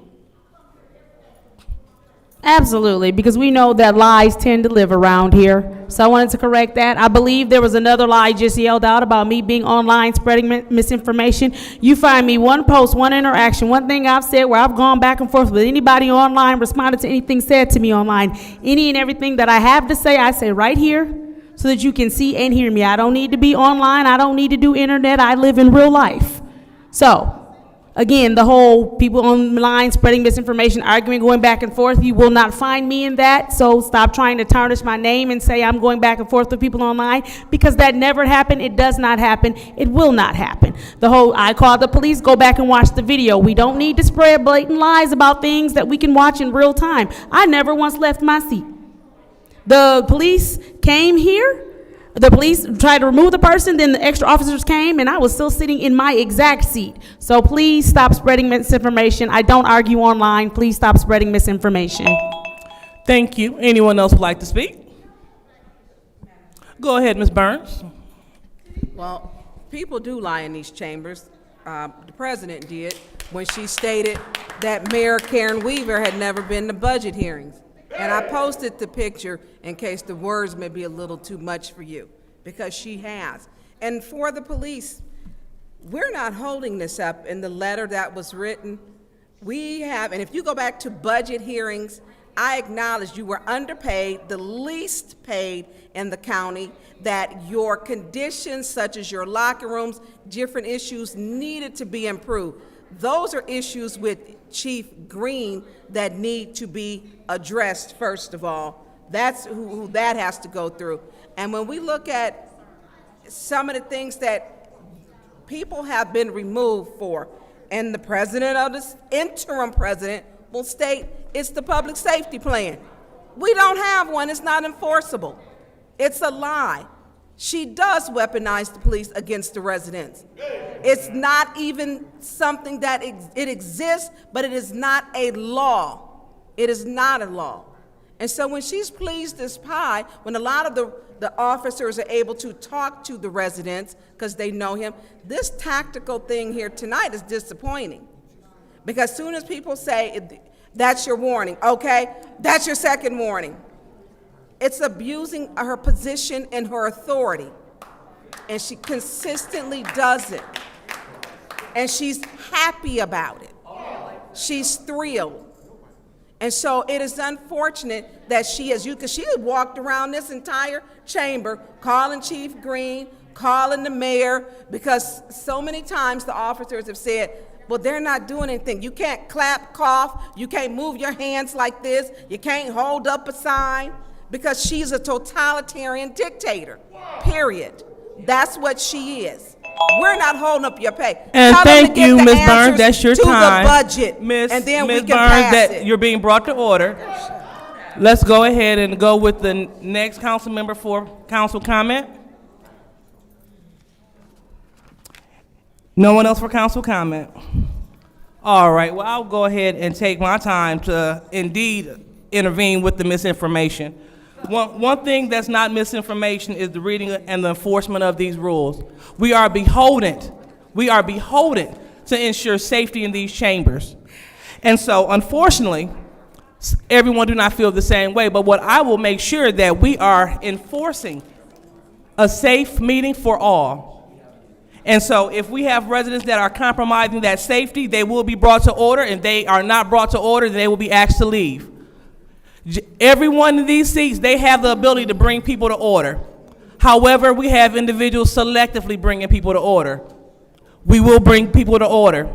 And so just like we heard the councilman of the 6th Ward make the comment about the budget hearing, the fact of the matter is we don't bring mayors in here for our working sessions. These are our working sessions. It is up to us to do the work. And so, again, Ms. Burns, let's stop. Please. I'm talking to you. Please pause my time, please. Pause my time. Point of order. Stop. For what are you? I'm not even talking to you. Ms. Burns, you are yelling out. I hear you talk. I hear you talking. I hear you. I hear you calling me a liar. And again, Ms. Burns, you do not have the floor. This is why we have an issue. We don't need, everyone have their term to speak during council response. You had your time, let others speak. Afford people the courtesy. Would you please start my time again, Madam Clerk? And so going to the gentleman who made the comment that I walked by him and didn't speak, I did not hear him. I speak to all that speak to me, and also those that do not speak to me. So just want to indeed clear up the misinformation. And who called the police? Probably the police who were being surrounded by residents in a threatening way. Maybe they reached out to the police. Again, this will be a safe space for all, police included. And for the record, we totally stand with our law enforcement officials as they work to keep our city as well as our chambers safe for all. So I wanted that to be made abundantly clear from where we sit.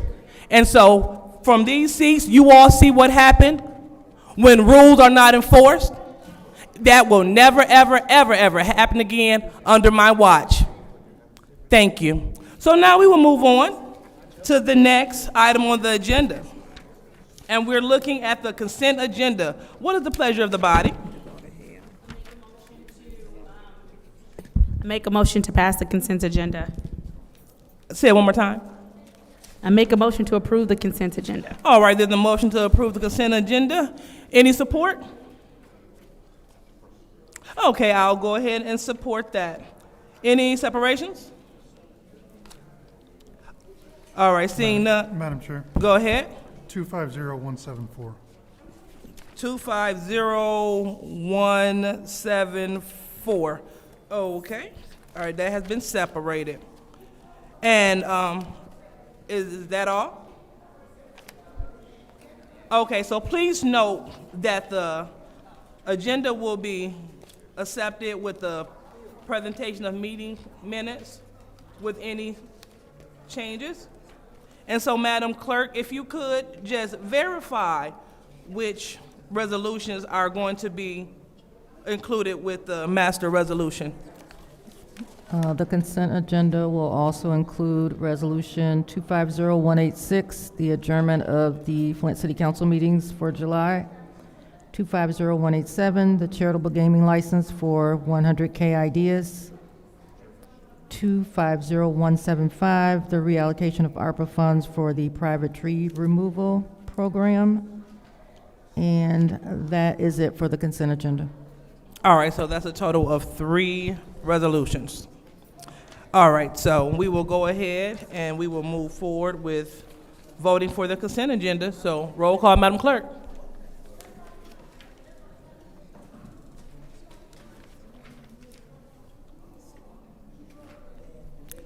Dr. Lewis? Yes.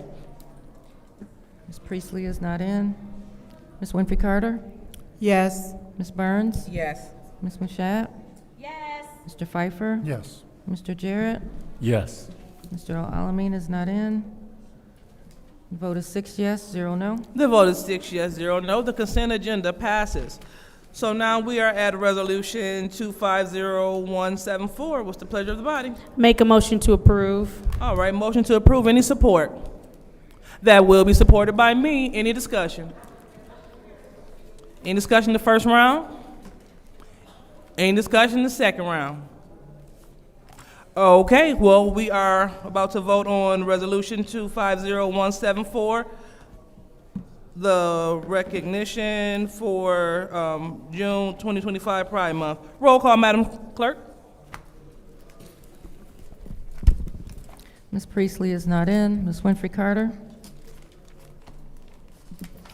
Yes. Ms. Burns? Yes. Ms. Mashat? Yes. Mr. Pfeiffer? No. Mr. Jarrett? Yes. Mr. Alamin is not in. Dr. Lewis? Yes. The vote is 5 yes, 1 no. The vote is 5 yes and 1 no, so that resolution passes. And so now we are at the consideration of applicants for the 3rd Ward Council member. So, what is the pleasure of the body? Motion to adjourn. Support. All right, the motion to adjourn supported by the Councilman of the 7th Ward. Roll call, Madam Clerk.